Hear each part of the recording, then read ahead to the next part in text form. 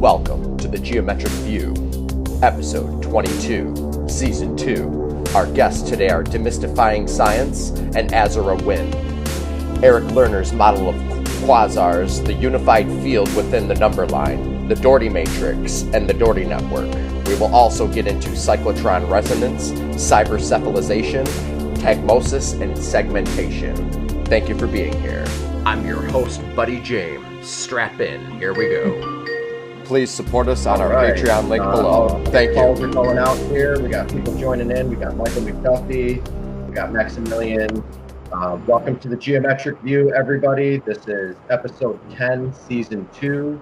We will be covering the Dougherty matrix, the Dougherty network, square cube law, which is surface area to volume, cyclotron radiation, segmentation, cephalization, ganglions, nerve clusters, feedback loops, clads, cladiograms. We have 3 guests today and a lot to cover, so thank you for being here, everyone. We have my best friend, Mr. Demented here, aka Philip Hawley. We have another good friend of mine, Azra Wind, from the unified field theory that she's working on. And the first hour, our guest is, it looks like some sort of a puppet here. Demystifying Science we have for the first hour here. So thank you everybody for being here. And I'm gonna just introduce my my guest here, Demystifying Science. What is your name? Tell us a little bit about yourself. We're not really sure what's going on here. Hey, buddy. How's it going, man? What's your name, sir?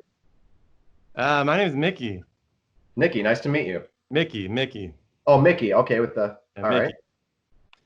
Yeah, so we just came out to talk about our animation of electricity that we kind of shared with you humans this week, a little bit earlier. Yeah? Well, awesome here. Do you have a link, or I can pull it right up here on your YouTube channel? I can share my screen here. Sure thing. I popped it in the chat earlier. All right. And I think I had the channel up. That's me. Hi.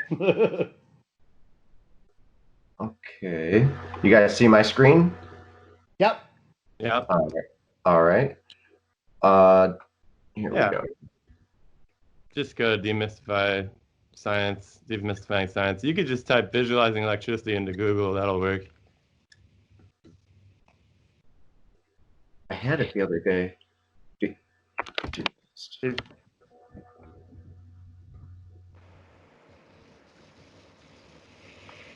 Okay, sorry, I didn't already have it up. And I'm actually going to open this up inside of a YouTube window. It's quite a body of work you've got there. Thanks. They're just getting started. Yeah, I see that. You're just getting started. So I'm going to subscribe on this channel. I already subscribed on my other one. Okay, pause that. So what video would you like us to start with? Would you like us to start with a video, or you want to give us a little rundown of what you guys got going on here? If you want to play that visualizing electricity video and mute the sound, I can kind of walk you through it. Okay, perfect.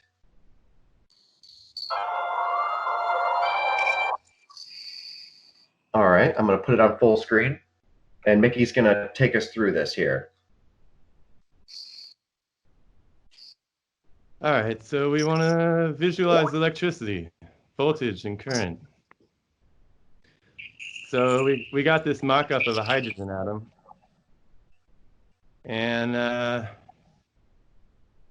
yeah, so the hydrogen electron is interesting. Actually, electrons are interesting because they extend indefinitely, and we represent their extensions with these tiny little filaments. But the majority of the electrons found within a pretty tight radius of the nucleus. Okay, what's this model based off of? And do you guys have papers? You guys have papers written about it as well, too, right? Well, we've been blogging about it. There's a lot more to follow. So this is actually just a visualization of the radial distribution function from quantum mechanics.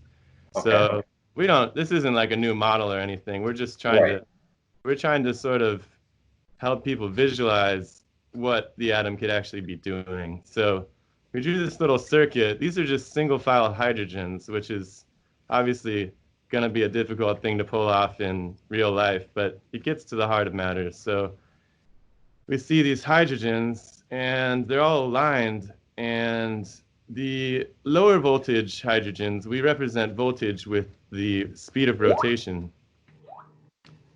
So their electron shells are rotating, and here we see that these shells are rotating in a counterclockwise fashion, which we arbitrarily call negative. So charge is the direction of rotation. And then here we have a clockwise rotating shells at the other terminal.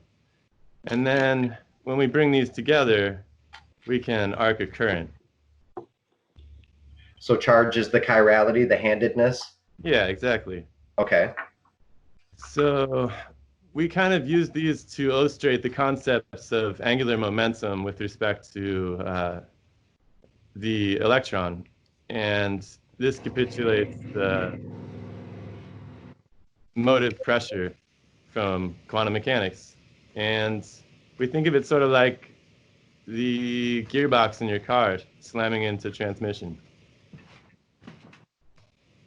Okay. So would there be other nests and nested toruses inside of those toruses in that stream or that beam?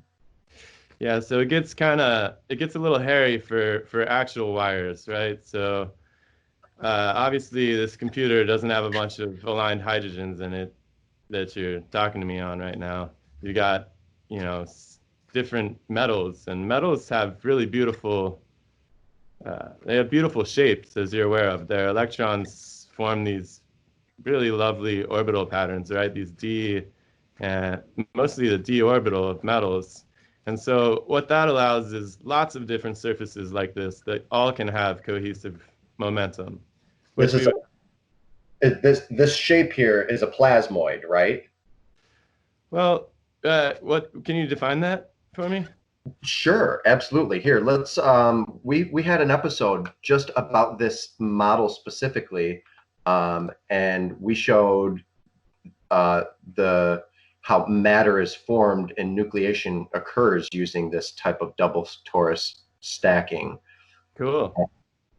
So, Winston Bostic, I think. Okay, we're going to open up. See the pattern. I'm gonna open up another YouTube channel, a YouTube window here. We're gonna go to see the pattern. Cool. See the pattern. A little bit of, go ahead. We took of artistic license with the design there.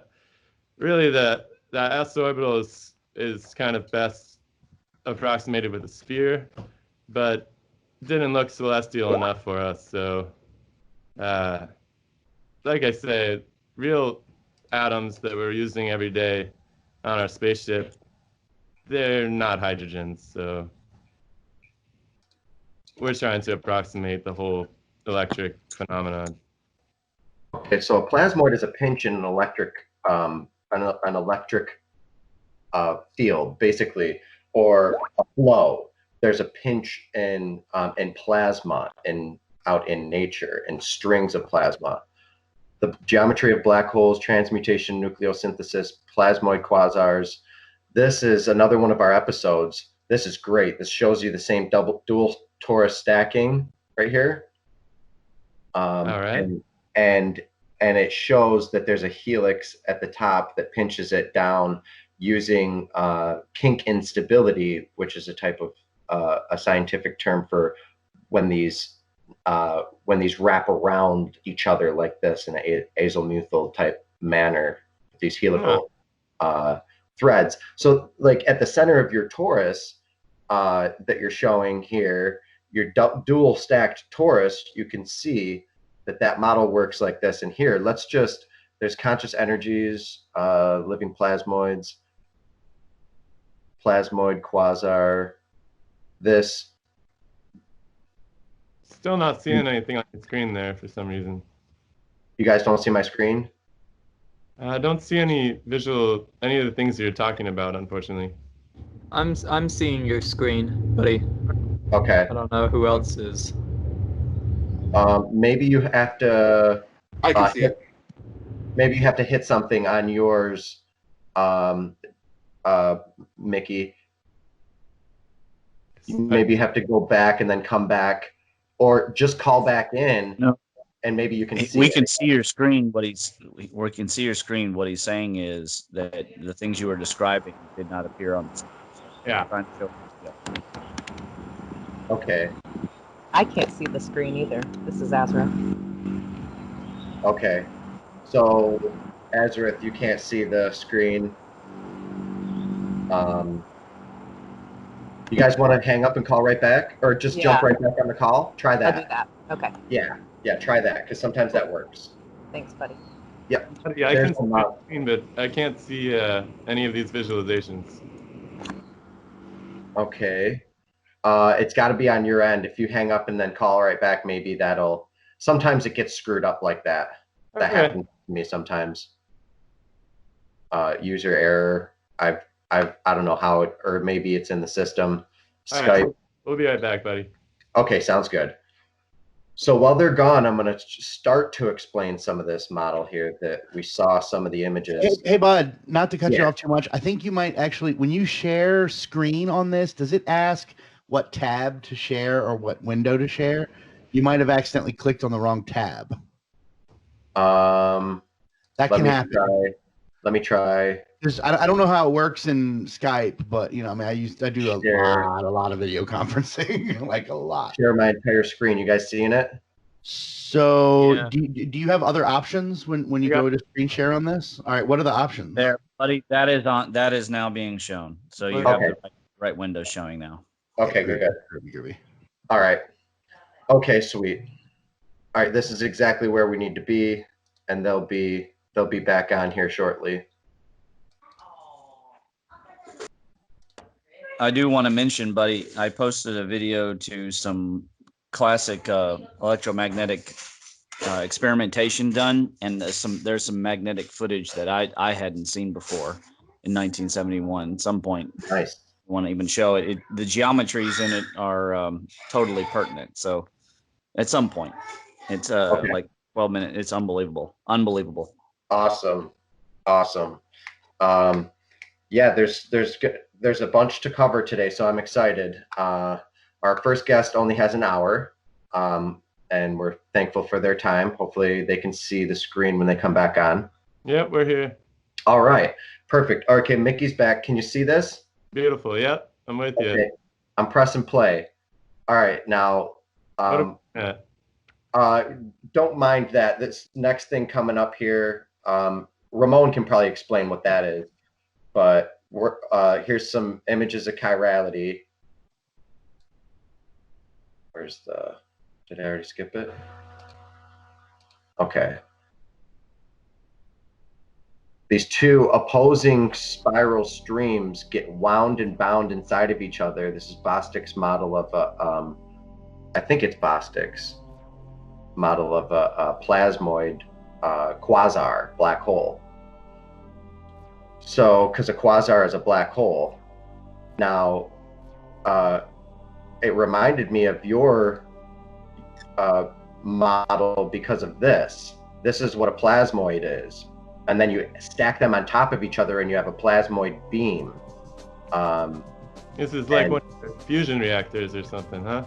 Right. Yeah, this is higher, high energy physics, plasma fusion reactors, that kind of stuff. We dabble in this, or we talk about this geometry often, and you can see the geometry here.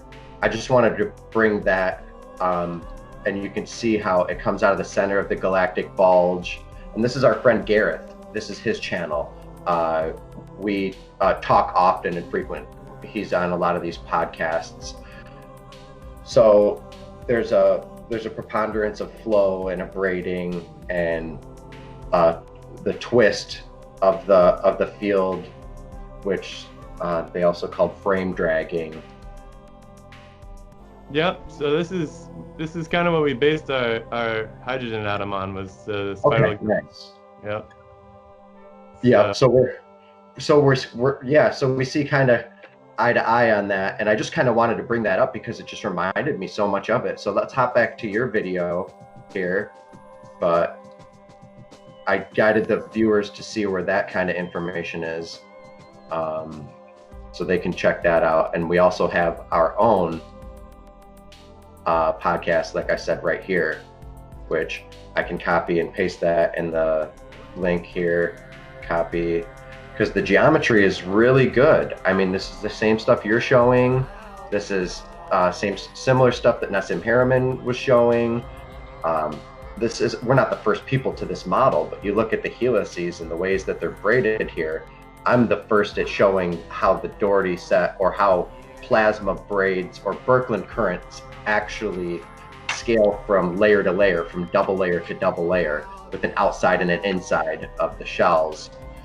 So we'll be getting into that later in the show with the Dougherty matrix when Azra comes on and her unified field. Great. So hopping back into your show here, I'm going to press play, and please tell us, anything else if you'd like, and more about you guys. I love the oscillation here. It's really cool.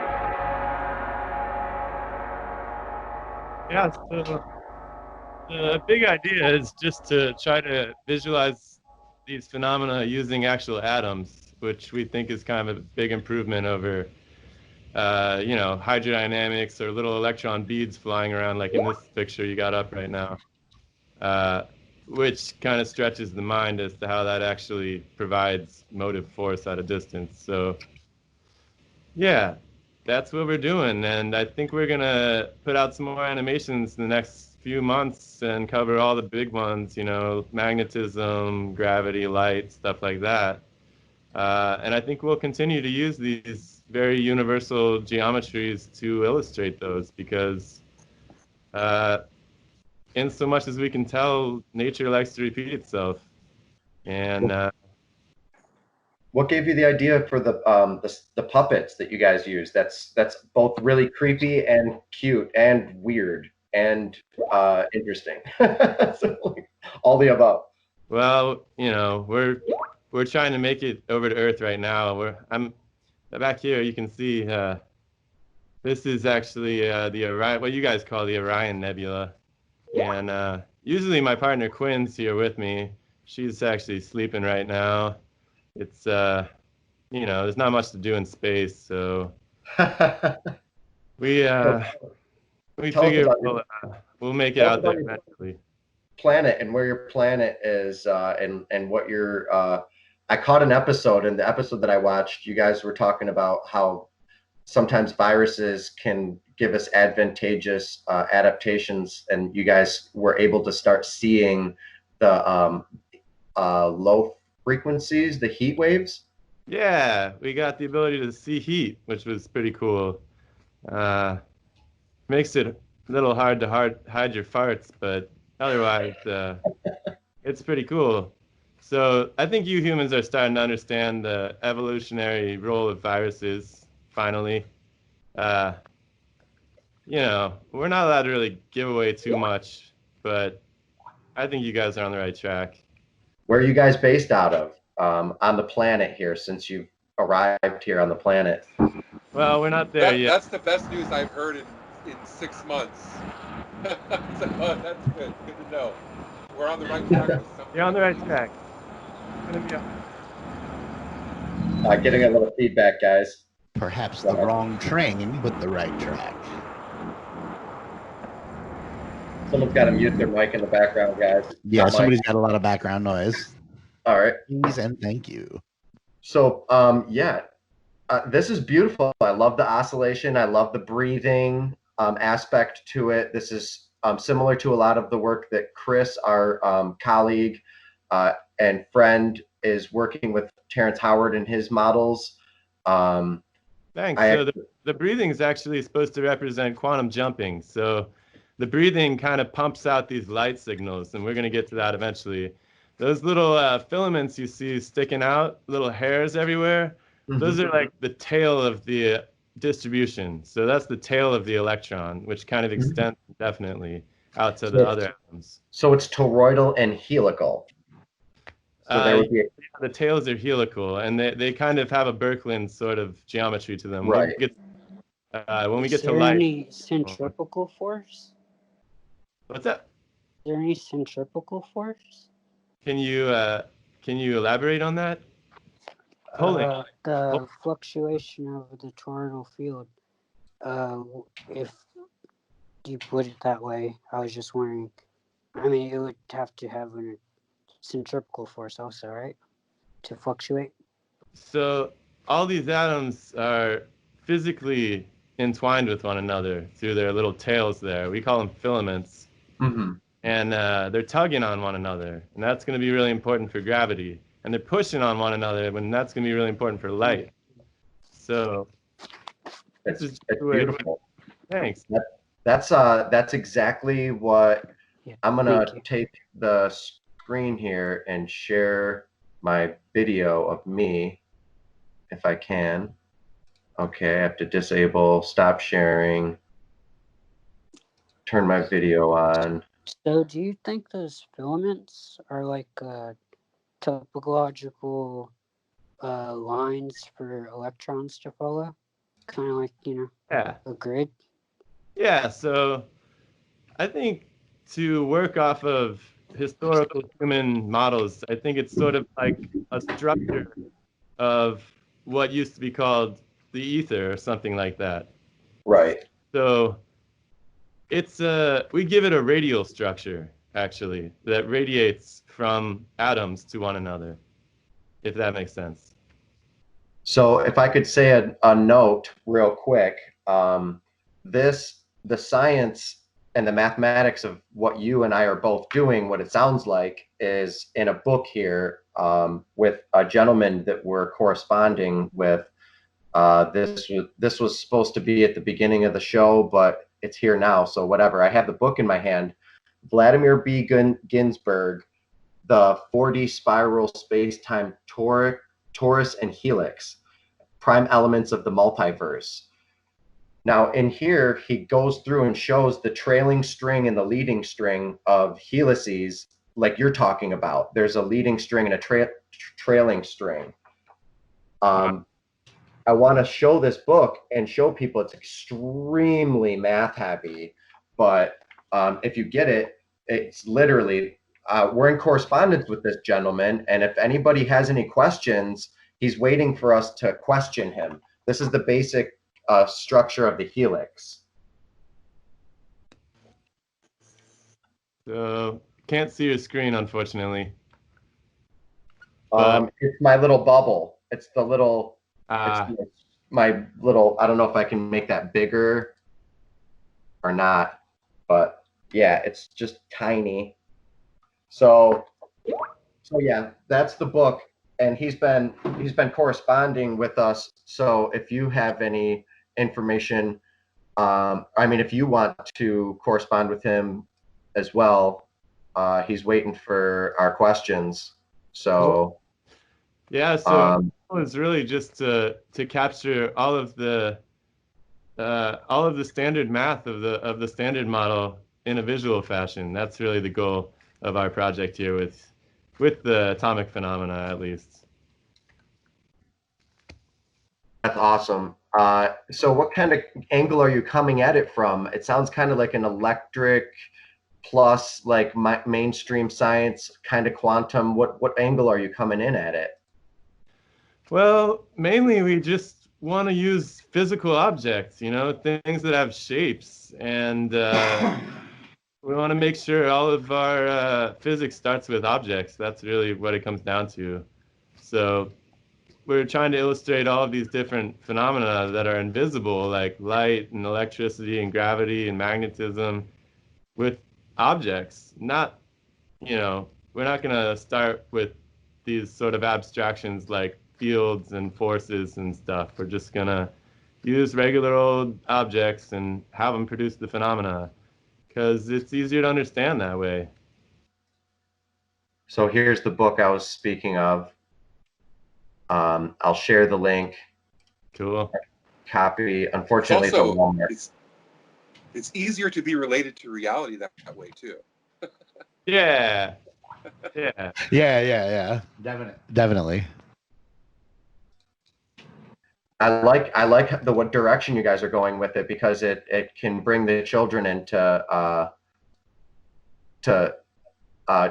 be participants, and like it reminds me of when I was a kid in Fraggle Rock and all the other Jim Henson-esque and Jim Henson style movies.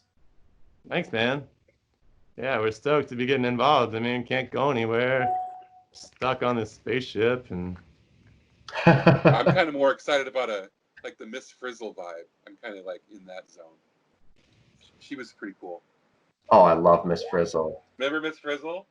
Oh my gosh. I'm doing a kid series of books, and it's very similar to that because I want to explain all sorts of different concepts, and that's kind of a way to do it, because but it's not like that but it reminds me of that when I was growing up, when I'm writing these books.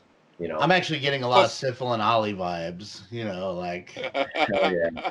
it gives me a lot of That's Syphil, but the old good thing school. about that is it's disarming. You can get away with a lot more when you have a character like what you're using. Like you could say something like even borderline offensive and like have it stick, because it's not really a human saying it. So yeah, like we the want character. Yeah, I mean, You guys can see because my you have that screen? protection of a character, you can get down. I love it. So Can you see the Syphil and Ollie, Phil? yeah. I mean, they could get away with saying stuff that like comedians couldn't get away with. I mean, that's why like Crank Yankers worked so well.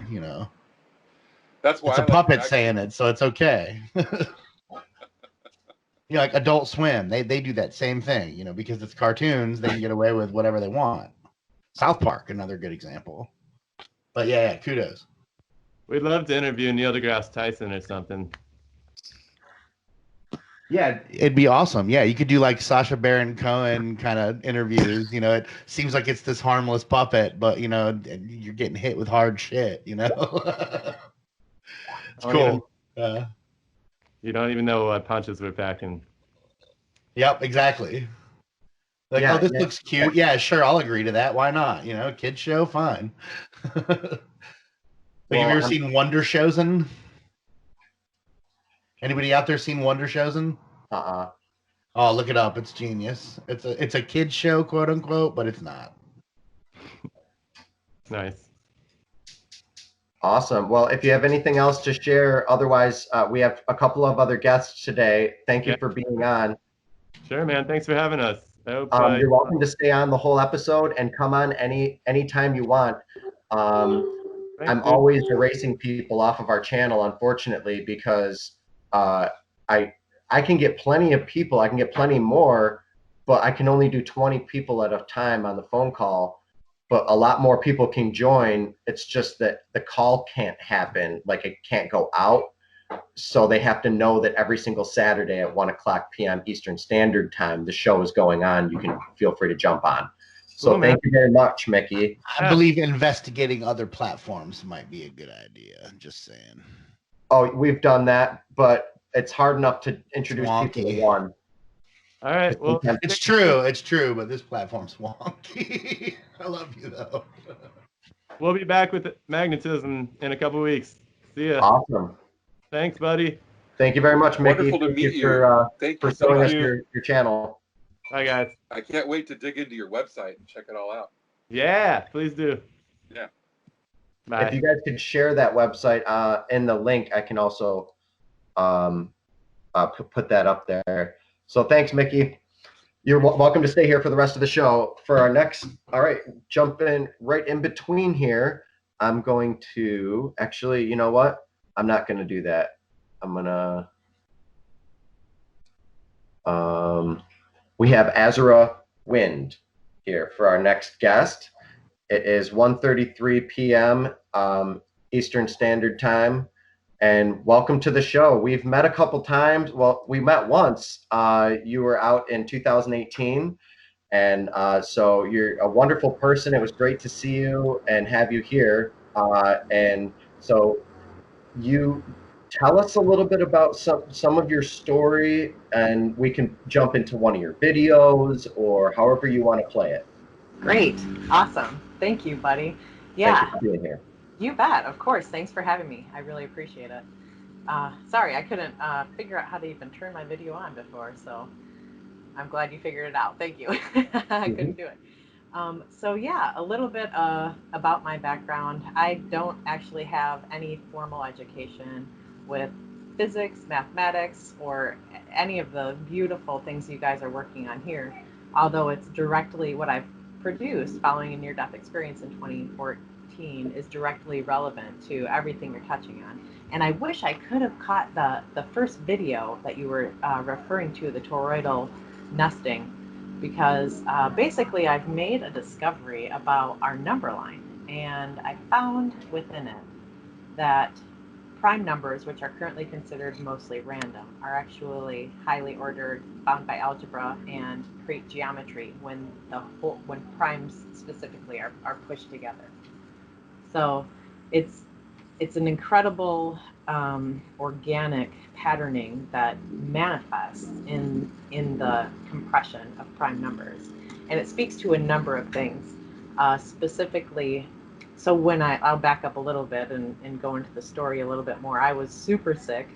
Obviously, I crossed over and came back from a near-death experience remembering this information. I actually had access to it as a child and then forgot, and then after following the near-death, I began remembering it and retracing some of the stuff that I would hear, just like in math class as a kid. I would hear, pay attention to the numbers to the left and right of 12. For example. And so once I began recalling those memories, I looked into it, and it was these patterns that are embedded into our number line by code, actually, palindromic code. So, I mean, if you want it just to start out to take a look at, am I able to screen share on here, or do you do that part, buddy? Just kind Go of. ahead. Yes, Okay, yes. cool. Please go through with what you're going to say. Then we can play one of your videos and help explain more, and we can all see and hear it. Perfect. Okay, cool. So this is our number line, starting at after A right here, and the prime numbers are at each end of these arcs that surround the center point. So, buddy, what we're looking at here looks like a bunch of rainbows, basically nested in our number line. Oh yeah, Yes. I've been listening to your videos all week. I love it. Oh, cool! I love it. That's awesome. And so, though, at the end of each one of those arcs are prime numbers that I call prime partners, and so together, when those push, they're forced together by magnetic force, it creates geometries that, if I scroll down, maybe if this thing will let me, or not. Oh, lovely. They form toruses. Drum roll, because my computer is clearly refusing to join the party. Yeah, maybe a video would be a better idea, because this is, oh, here we go. So in the center of the screen where 30 is, if I can get in there, when the prime numbers are compacted together, so at the top here, you can see the composites in between them are forced into radii. So 30 is a composite, 29 and 31 are prime numbers, and then the next 5 numbers before 29 and after 31 are composites. So when primes are squished together, all those composites are forced onto these radii, and when you circle them, it creates the torus shape. And so this is literally embedded into our number line by code, watertight, algebraic, palindromic code. That's incredible. Here, taking a look surrounding center point 30, the code starts on the left with prime number 13, and then 14, 15, 16 are 3 composites, so that's a 3 in the code. These 111 code segments, for those of you familiar with primes, are twin primes. So the black numbers are composites, the red numbers are primes, and when it's all squished together, these toroidal shapes manifest. And to take it even further, there's a bunch of self-similarity if you continue this given geometry that's in the bold lines.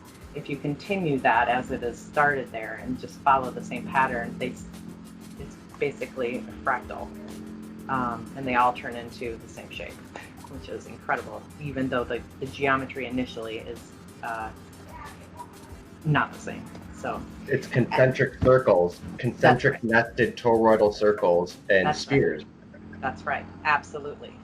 And the coolest thing is that when, let's see, maybe we should go to, let's go to, I'm still screen sharing. You can't see this though, buddy, can you? It's fine. I can know exactly what you're showing because I've been Copy watching the videos. Awesome. So when we go to, I have this all pulled up. What is with my computer? When we go to, if you can imagine standing with the number line stretching out in front of you. So 1 is on your left, and then 800 is on your right. If you can imagine walking around the side of the number line and peering into it like a straw, they do organize, this geometry organizes into concentric circles. So it's at that point I realized, my, what is this thing doing? That it self-organizes into the unified field. Man, sorry. And that, looking down those, I saw your image looking down those, and it's the same thing as the Dougherty set. Because it is the number line. That's what the Dougherty set is, the Dougherty network. It's the same thing in spherical bubbles, spherical nodules, Go ahead. That's amazing. That's amazing. I can't wait. I know that our two pieces, what we carry, fits together perfectly. Oh, we're going to talk about it today. I can't wait. I can't wait to tell you what I've learned and what I know about your system. Go ahead. Fantastic. Holy cow. That's awesome. So here, this just gives us a really nice perspective of looking into it like a straw or a telescope. Here, these numbers are in the million range, like up to 1.2 million. So I just checked there to see that the code and the algebra continues, and surely it does. Yeah, and then from this perspective, in about 3, 2, almost 1, you can see it's highly organized and one unified field. And what was crazy is that, so I have no background in this, and I was asking Spirit, I guess you could say, when I started drawing this, what it was. And the answer that I received was, it's gravity. And then after researching and realizing, yes, it's the unified field as well, that eventually manifested through it. The strong force, the weak force, the electromagnetic force. I don't know how to get my screen back to normal. Sorry, guys.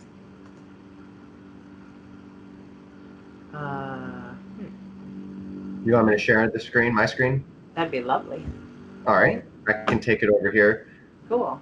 All right. And so, screen. There we go. Cool. Thank you. And now I can't even see that. How weird. Sorry about my... Yeah, I know. Once you go in and go out, the interconnections and interrelations sometimes allow you to not see the video. It's like you almost have to reset it. I see. Got it. So I'll just go with... You can still hear me fine, so we'll go with that. I can hear you fine. If you want to hang up and call back and hop right back on, you might be able to see the screen again. Great. I'll do that. But I can't do that because I was recording. Got it. Okay. Yeah. Right. All right. So I have your video up. Strike two. Know, Strike two, Skype. Yep. I have. Well, this is Brighton and I work around it. That's why I have a wonderful co-host here who can help me and does help me tremendously. Awesome. You there, Brighton? Yeah. If you go to the Geometric View News, I finally changed it to the Geometric View News. Pull our YouTube channel up there. That's where basically it's our, I post the addendum there, what we're working on, what we can watch throughout the week, and what we're going to be talking about during our show. So even though you took down your YouTube channel, this still plays on Facebook, Azra. Isn't that weird? Anyway, so let me know when you're there, Brighton. I'm on the video. All right. And this is a 21-minute video, so let's go into it at 7 minutes and 7:30. Okay. I'm gonna mute my mic whoops, I'm going to mute my mic and To understand what's here. try to catch up to it. I haven't pressed play yet, but here we go. I'm at 740.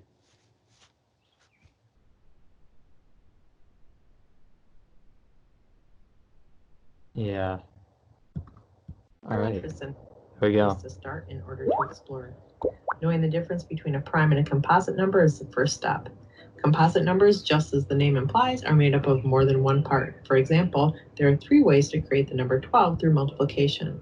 1 times 12, 2 times 6, and 3 times 4. So 12 is a composite.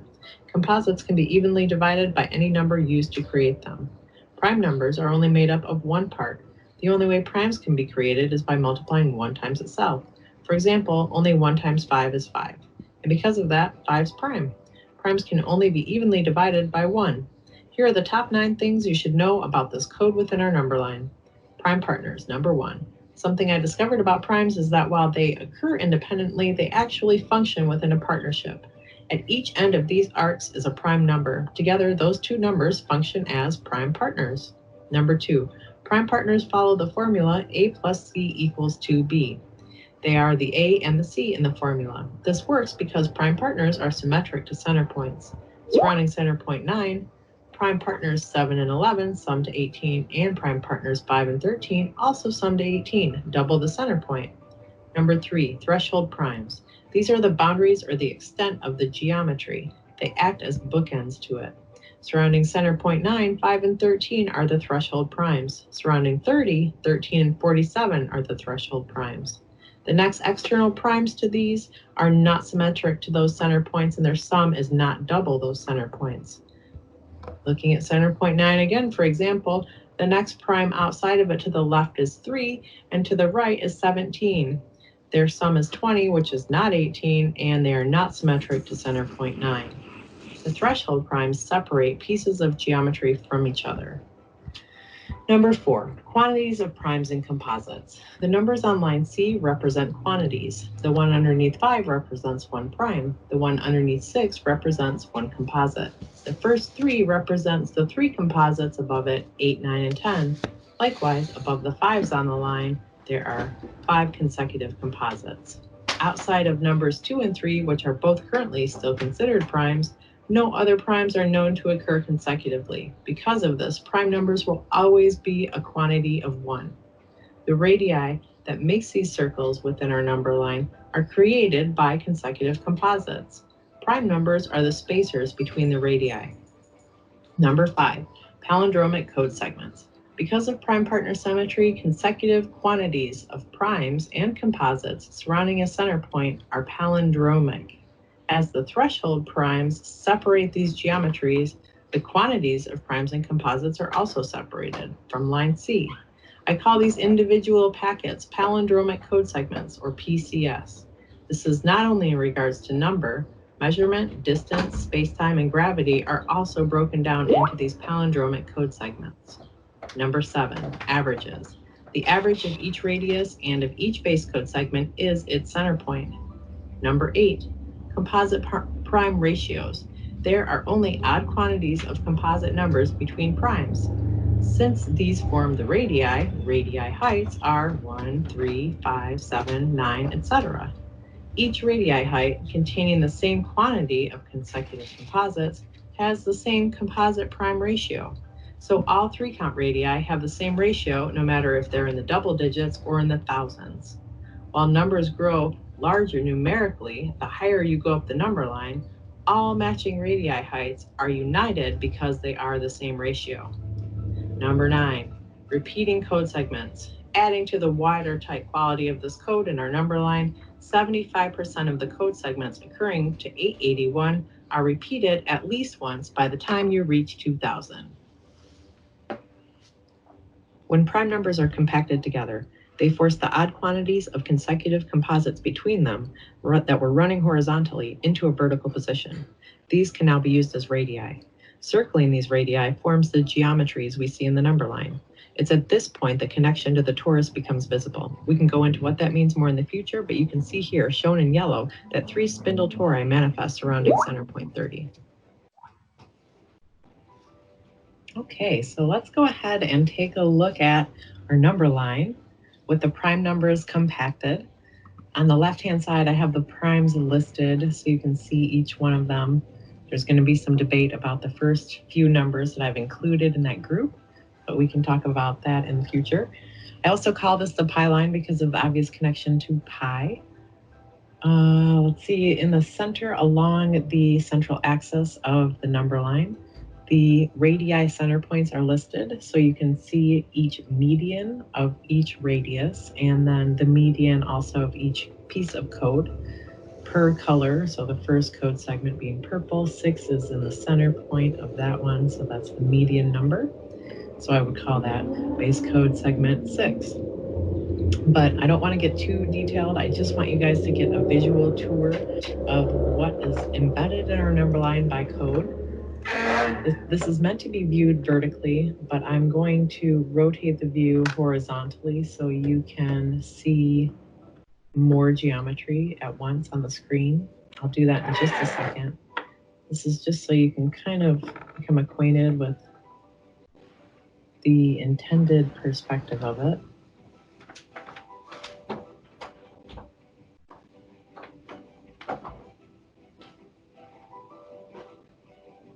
I did make a mistake on this part that is structurally similar to the spark gap. I didn't include 137 or its prime partner 193 in that pink diagonal segment. Those should be there.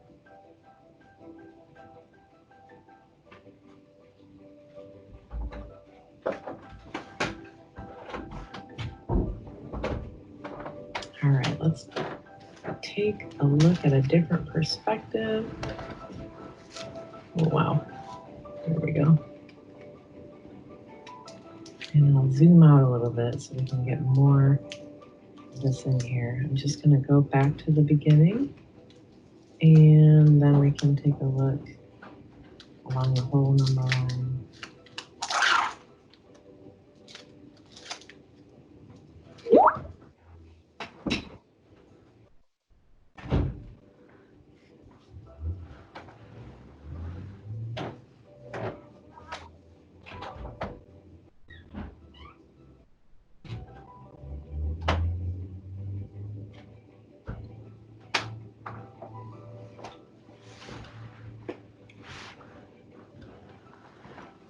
I'm so excited to hear your thoughts on this.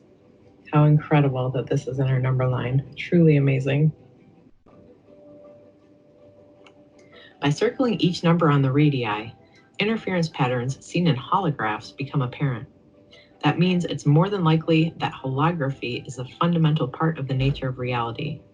Physicist James Gates, who studies string theory, which is also called M theory, has said that what they're seeing, and this is a quote, in equations that describe our reality is computer code. It's also been said by a number of physicists as well that it's possible we're living in a simulated reality.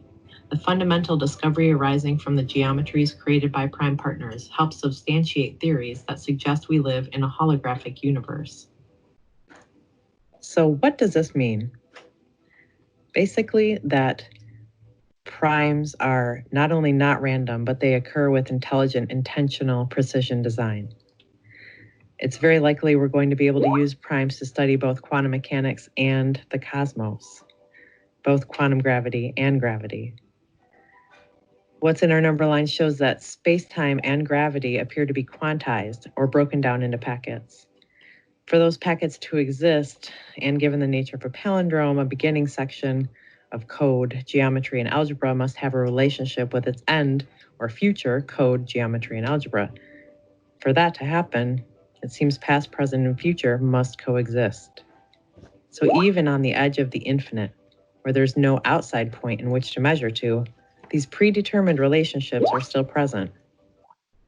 In the future, I can't wait to get into how time appears to be rolled up space. So let's take a look at some of the applications for this information. The reason I put out this collaboration is because I want to build a team of people. Okay, that was incredible. Well, here's a team of people, Azra. I don't think we can hear you. There we go. Yep. I'm so glad you guys loved that. That's awesome. Yeah, here is a team of people who actually know what they're doing in this field. Yeah, it's amazing. Well, that's a bit of a stretch. Well, more than I do. Well, check this out. If I could have the mic for a minute, and let me, and it's going to be a hot mic. I just have to let everybody know this for a second. I want to say one thing real quick. I've been showing Philip this since 2006. So Philip and I have been studying this since 2006. Yeah, absolutely. Well, and it's funny because we both kind of have converged and separated many times over it. You know, like I see something different than he sees, and then we both realize we were both seeing the same thing. Or, you know, we realized it's something that we both thought we saw the same way, we actually completely disagree on. It's amazing. But I mean, the amount of correlations that we found, it's just staggering. There's something going on, you know. Absolutely. We've struck something. Oh, 100%. And I tend to be like a staunch, obnoxiously staunch cynic and skeptic. Yeah, he's the I'm Buddy's proofing ground. Yeah, I basically just, you know, no, relative view, you know. Well, my best friends are skeptics for sure, heavy, hard skeptics, and Philip is one of them. And Philip will even say my dad is the most skeptical guy he knows. Yeah. So he's more skeptical than my best friends. And I guess the point of that is that, you know, Buddy has like been through the ringer. Trust me. Oh, I'm sure. I don't doubt it. Yeah. Been through a lot of doubting. Continues to be put through the ringer, you know, of course. Been through a lot of doubting premises to get I'm here. a major fan of review. You know, I mean, that's one of the things that makes me so passionate about science, period, is that it's review that makes it real. That's right. That's very true. 100%. Not necessarily a new idea, but, you know, review and then the ability to be able to accept being wrong about something. Right. So there's something poetic about that. Most definitely. There's no doubt about it. And I'm sure Buddy has been through the ringer. And what I love, too, is that even though you have been, Buddy, I heard you mention the Akashic Records the other day, and I thought, thank goodness. Like, this is really the merger of two diametrically opposed areas. And so it's completely. Trying to push two magnets together that don't, you know. So what we're doing here is really groundbreaking, and I commend you for being a front runner in that. Thank you for your voice and for this platform and for bringing all of us together. Thank you very much, and thank you for your video and asking for collaborations, because the first time you came to my house, we were seeing how our work went together, and I was actually working on primes before you came over. Just recently, before you came over, at that same time, highlighting them on the Dougherty network. Now, I wanted to just mention Philip here for a minute of reference, but what I really want to do is I want to get into the science here of this now. Yes. And tell you what I see. Beautiful. Well, look at that. Yeah, that's okay. You guys can see my screen, right? Yes. Yeah. Okay. So these other videos, Brighton knows this is totally the Dougherty set. This is embryonic waves, how waves start. This is how waves cavitate, how cavitation exists. Bubble, it's basically bubbles. It's bubble sculpting, it's bubble universe, bubbleverse. It is pinching spheres, touching spheres, which is kissing spheres, and kissing spherical stacking, spherical stacking, fractal spherical stacking, and fractal lattices.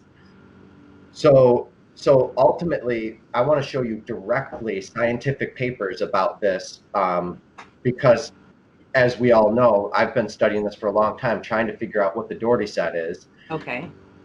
Which is the number line stacked and rotated with spin. Okay. With basically just chirality on all fulcrums, on all field aligned currents. So if you type in field aligned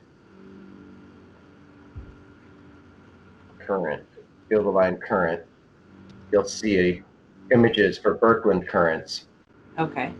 You study what Birkeland currents are and how Birkeland currents work, and it tells you that it's a Bessel function. So next we'll type in Bessel function.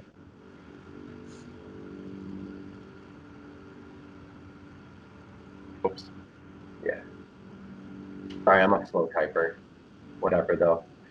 Oh, we'll go to the Wolfram math because we'll hear it right out of their mouth. Bessel function. Okay, so, well, this is Wikipedia's. Bessel function is first defined by the mathematician Daniel Bernoulli, and then generalized with Frederick Bessel, or Bessel, are canonical solutions of y and x Bessel differential equation for an arbitrary complex number, blah, blah, blah, blah, blah. Basically, when you figure out exactly what a Bessel function is, it is what the number line does, and there is different patterns that you're finding and discovering with paired primes along these Bessel functions that go along the number line. If you could envision the Dougherty set or her number lines moving in this type of helical manner, this is what a Bessel function is. Now, guess what they look like? This is a Bessel function. It's a ripple. Yeah. So that is a Bessel function. That's all that's happening. So and they go like this too, and they do different types of patterns. So cymatics types of interactions are happening here.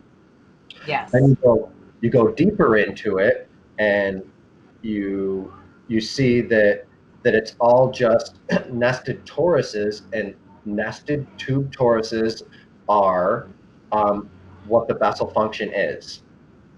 And Amazing. I could show that in some of these images here. And we saw that really cool inverted image that you did that looks so similar to some of the geometry that I work on. I love it when you were talking about the holographic nature of the set. That part particularly reminded me of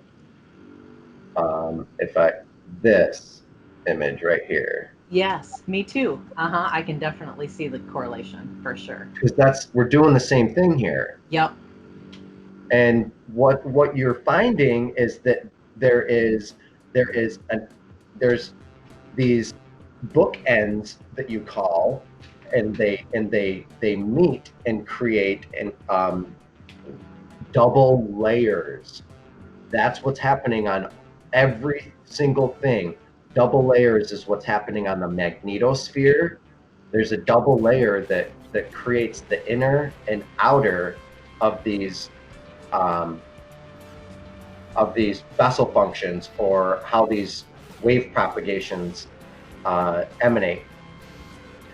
And so if let's type in double layers inside here, because we went through the Bessel function and how the number line is a Bessel function. And, well, I wouldn't say is, but certainly seems like. Well, there's patterns of definitely Bessel appears to be.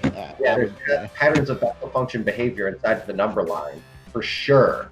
So I don't know what this Bessel number is here, but I've shared with Phil up here, this document that I'm working on, and I can share with you too, Azra.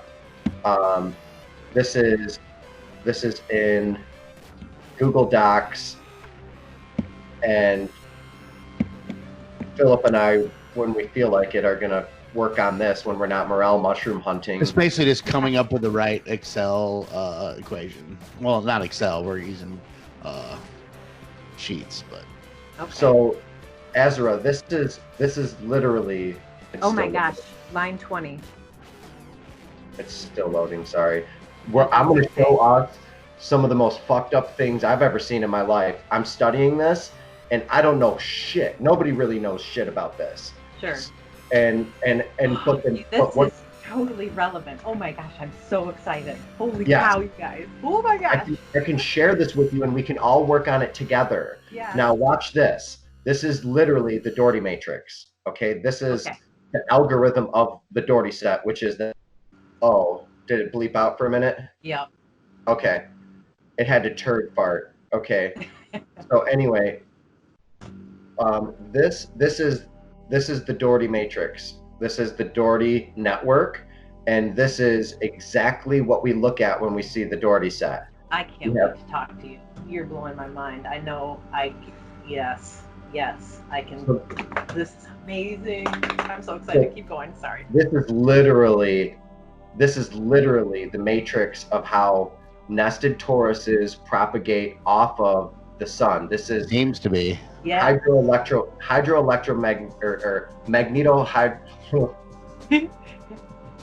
Sorry, I have to drop in my cynic seems to be every now. I'm real big into like I don't know if you guys are familiar with Robert Anton Wilson, but as soon as I saw his whole thing on maybe logic, I've been in love, just completely in love. Well, the word is magneto. The concept of maybe logic it's beautiful. It's healthy to have a good balance, right? And then meet somewhere in the middle. Absolutely. Okay, so breaking this down into as simple as it gets, so a kindergartner can understand it, is this is magnetohydrodynamics. Okay, I know that's a big word to start with, but it's basically just the energy that comes off of the sun. And that's what the number field, that's what the number system does. You take one circle and you take another circle the same exact size, and then repeat it, and you take another circle the same exact size of the sun, and you can scale the Dougherty set in the whole solar system. And that's what Donald Scott has done and did the math of. And Donald Scott's model of the Birkeland current is the math for this. He saw the Dougherty set, knew exactly what it was, asked when I created it, or if I created it. I said yes. He said when. I said 2003. He said you beat me to it. This is a scholar, a doctor, a retired professor of electrical engineering. I was waiting to see, and somehow someone was going to realize what the set was and what the geometry was, but it was the electrical engineers. So then I started the electric view with Neil Thompson, and Don Scott was the first person I interviewed for our first podcast ever in 2017. I invited him on. He said yes, and he came on, and we talked, and there's other episodes and things like that. So it goes back to 2017, and it goes way back beyond this, because this is the science of the hydrohelix, or the snake, and the helical, why there's the serpent cosmology in so many different mythos, and so many different, we have Mercury, and we have all of these different gods, and with the helical staff for the medical caduceus and things like that. This is helical propagation here on this, and let me tell you how it nests. I can show you images for what I'm talking about. This is the first fundamental filament. Now, Mickey was talking about how the filaments come to the nodes, and see how his node was a toroid. It was a dual toroid. Nodes node up like that because that's what matter that's what matter seems to look like it's doing in the images that we're seeing. In any spectral analysis that we get of any photon and proton resonance, we see toroids and double toroid structures, cells, and so the node can be represented as like physical or corporeal, or the analog, and the digital is the stream. The stream is the consciousness. Everything breaks down to either a stream or an anode, a node or a filament. And this is a filamental nodal universe that we're finding due to looking at our mirrors of cosmic microwave background radiation, and looking through lensing, gravitational lensing, we see that it's a filamental nodal universe when maps of dark matter, or so-called dark matter, come out. Right. I don't know why this is taking so long to open. Mine's doing the same thing today. This is fascinating, buddy. I totally see the congruency, and I am like elated to work with you in the future and blend these two things for you know, a broader perspective of both approaches. It's incredible. This is incredible, really. Absolutely, thank you. I'm looking very much forward to working with you as well, because this is the rivers of living water. This is life that we're talking about. Yes. It's negentropic, but it's also entropic. So it's the in-breath and the out-breath. It's what Bucky referred to as the implosive and explosive. Omnidirectional freaking everything, because he used omnidirectional in every sentence. Right. So when you go and look these geometers throughout history that are talking about stuff, and you look at it, this is as simple as it gets right here. 24 lines, and it lines up with the perfect pinching of the filament and how it nodes up and pinches. And galactic structures do this.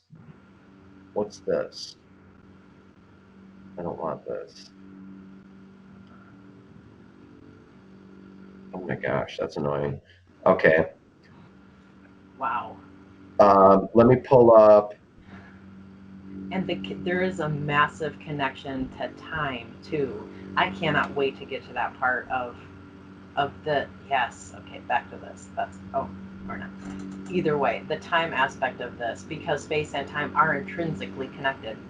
I mean, it's negligible if it's a dimension or however you want to frame it for everyday perception in regards to this kind of work. But it's there. You referenced folding when you mentioned time before. Can you elaborate a little bit on the concept of time folding? Yeah. Basically, time is the expression of moving through space. Space is literally rolled up time. Like, time is depth. Moving, like as you're moving through space, time would be, oh, sorry, I didn't know I was on here.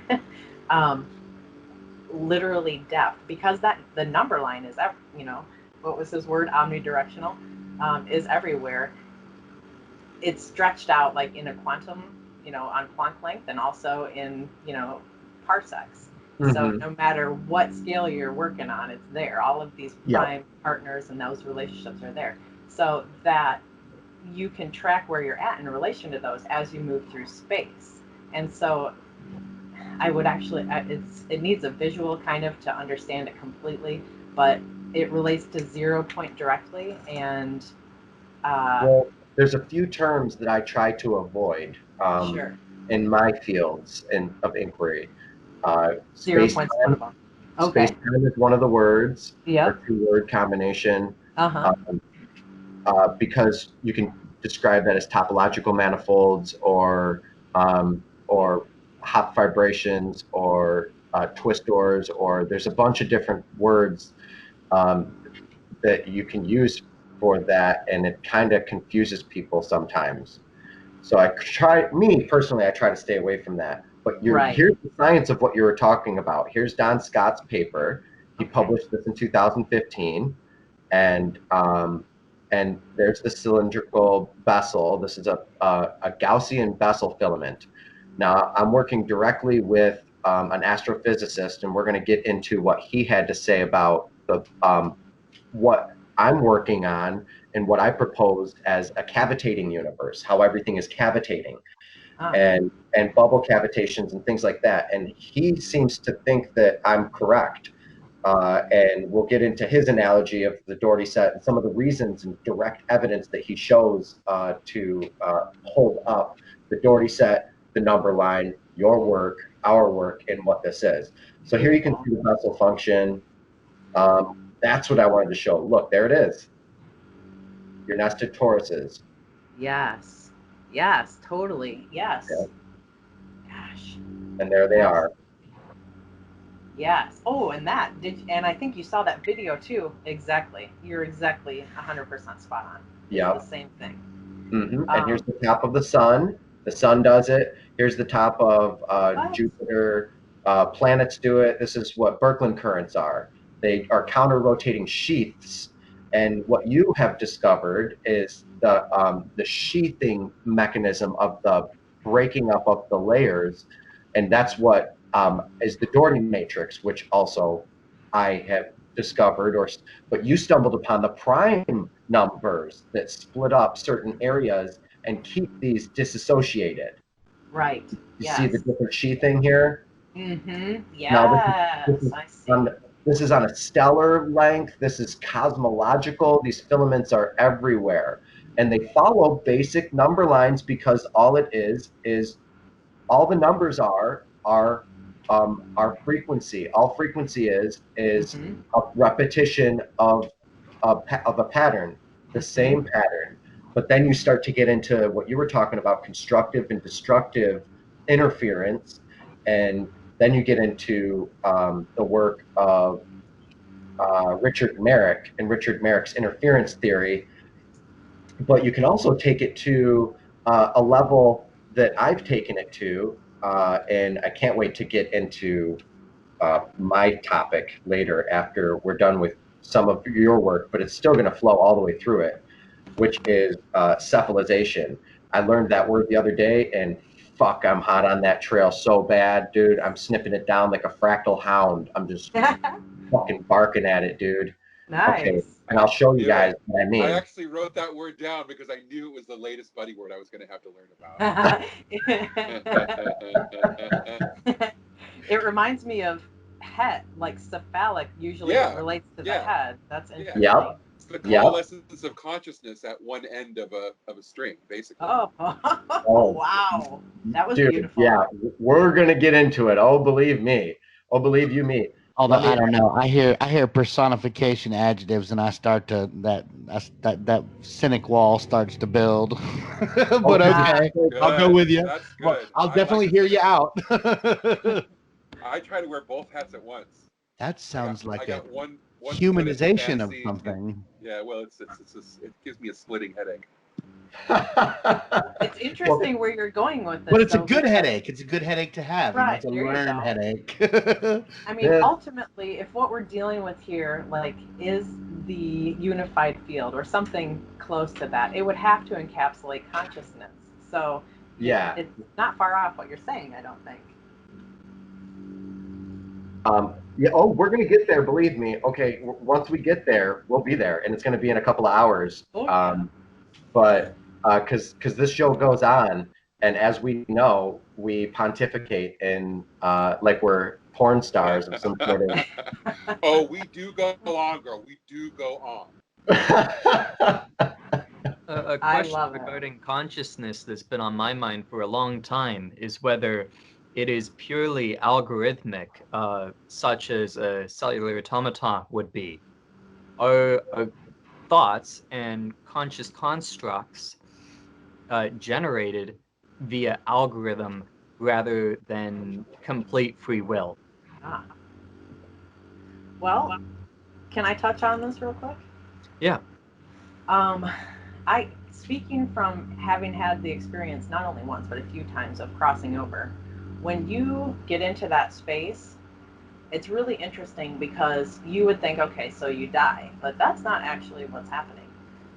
It's the external world changes, but your consciousness remains intact and active and fluid. Like it realizes there's changing outside of itself. So as far as algorithmic, I'm not really sure because that would be kind of dependent on a certain fixed, okay, here's this, these are the variables, this is the algorithm, but even if the external substrate that you're within is changing, your consciousness remains intact. And I mean, it might get a little bit weird, but I actually also remember from before I incarnated. So it gets a little bit deep pretty quick. But and I can remember different lifetimes as well and a number of things. So it really isn't, it doesn't seem to be constrained to a locus or a body or a place or a time. It is its own filament that just kind of keeps going, and you're aware of all of its variations along that path. So can I say something to the extent of your work and more work that I just found here? Please. This is Hartmut Mueller and global scaling and interscalar physics. This will blow your mind. It blew my mind, and it has everything to do with what you're doing. Look at this. There's the double nesting. This is what he calls the fundamental field. Huh. Yeah, that makes sense. Wow. That's Yeah. awesome. And it's all Euler to the -1, to the -1/2, to the 6, to the half. It's all just super simple mathematics. It's super straightforward. That's awesome. Wow. And yeah, it's global scaling. So I shared it in the comment bar for all the YouTube viewers and for you and anybody else. Here's the book. It just came out in 2018. So between this global scaling book and the Taurus Helix book that I showed earlier, right here, this is the math of what we're doing between these two guys. And Hartmut Mueller has a retreat. He just got out of prison. They tried to lock his ass up for releasing this information. Wow. And which they did successfully lock him up, and now he's out. And but it was all disclosed information in Russia, and from 1984 to 2004, I think he finally got 20 years. It was secret information, and then he finally released it because he was the one doing the research. That's fascinating. Yeah, then he started a telecom communication service based off of these waves that occur, that he calls gravitational waves, that occur inside of the number system, the number line, basically. The scalar number line. We've pulled up some of Hartmut Mueller's videos on the geometric view in the past, and they're absolutely incredible how they talk about the distance between the Earth and all the other planets, or the sun and all the other planets, is based on an a Euler constant ratio of either e or e to the power of 2. And he went further to relate that to electrons and protons. And he said how the mass of an electron is e to the power of 7 minus e was how many electrons fit inside of one proton via mass. Wow. It's all, everything is based on the Euler constant in his defining of the universe. Yeah, so that's what you need. That's exactly what you need to look into, Azra, is that field-aligned currents, the interscalar biology, interscalar physics. That's the name of the game right here. Awesome. Yeah. Right. I know it was crazy when I finally made the connection between the patterning with prime. So not only are they're prime partners and create that toric geometry, the sub code that is with, you know, a step below on the scalar level, below the palindromic code would be a 1113, 1113, so on and so forth code, like a subcode that holds that all together, and the geometry of that based on prime and semi-prime threads is the double helix. So yeah, I mean, it blew my mind. I couldn't, and I was like, oh, I thought of you, buddy, for sure, of course. Oh yeah, totally. I mean, we can't not think about each other and work on this stuff. And you know, you can see the work right here with Russell's maps next to mine, and this is just the number line. It's literally all it is just it's scale symmetry, and well, I mean, it's not all there is. But we can so is that good? Are you satisfied, Azra? For now, can we jump into some other content, and it'll also relate to yours? I'm so grateful for this. Yes. Can I give you guys the new YouTube, just the new YouTube name? So Yes. because I Yeah. have been Share it putting in the more link. videos. Share a link. Perfect. Yeah. Oh yeah, a link too, definitely. I will do that. Put it in the chat here, and then say it out loud. Tell us who you are. Okay, perfect. You bet. Azra Wind, and I also have a website called cosmicporch.com that you can find more information on, but the videos, the meat of it, is on YouTube at Cosmic Porch 1111. So thank you so much, buddy. Thank you, everybody. I'm so glad to be part of this with you. You're welcome Awesome. to join us for the rest. It's going to relate significantly to what you're doing, but if you don't have the time, I totally understand. I'll be here. Thank you. All right. Sounds good. All right. All right. So now I'm going to take us to where we store our content. Where I decided to store our content. So just breaking that down, we had field-aligned currents, dielectric inertial plane. When the number line is in a straight line, it's a field-aligned current. And it's also can be referred to as a dielectric inertial plane, or what Walker Russell refers to as the fulcrum when you put the number line out. All right, so that was wonderful. Thank you very much, Azra, for taking us through that. Of course. Thank you so much. All right, so I put path curves up here. This looks interesting. I'm just going to hit it. I guess we'll click it. I put it in here for some reason. Ooh, path curves. Yes, I'm writing that in my notes right now. Okay, going to the note page. Path curves. Ooh, yeah, because everything, like the wingtips that I've been talking about on the bubbles and cavitation, is these path curves. That's where I can steer us in. That's where I'll steer us in. I'll take us to the the bubbles, buddy, because you were talking to me about doing an artwork on that 3D visual on over the Dougherty set.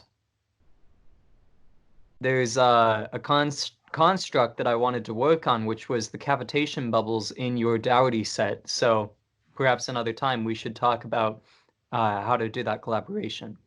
Absolutely. We can talk about it another time and as well right now, because I'm going to hop into this this portion of the show in, using what our friend, the astrophysicist that we've been working with, Jim Wenninger. All right. He works directly with the geometric view, see the pattern, stuff like that. Okay, this is his comment to me. He says, and this is out of the blue, he hit me up and said, "This is where your idea has taken me so far. Outline of cavitation bubbles and stars. Formation and collapse of bubbles versus stellar evolution. Bubbles form in low pressure areas like Venturi, that's a star system, often in clusters. Stars formation regions of clusters in hourglass-shaped local chimney. Bubbles become unstable and change in diameter while remaining spherical, like the red giant stars show radial velocity pulsation. Bubble collapse, often into a wall, going significantly non-spherical. Betelgeuse, seen approaching wall, and which is another star system, or another star that recently got brighter and dimmer, which is like a cavitation bubble, and sonoluminescence. So this is all sonification, sonoluminescence. So he goes on and he says, and significantly distorted with the Betelgeuse. Collapse in either case leads to jets, huge light output, supernova, and sonoluminescence. Scientific justification. This is what the scientific justification is of it. Gravitational forces and pressure both drop to zero at center of sphere. The first idea accepted, not the second. Pressure drops due to zero as little g does too. A way of locking and pinching. A way of locking at pinches. it's not how we get so much material squeezed into a pinch, but the opposite, low pressure there. So it's low pressure at the pinch.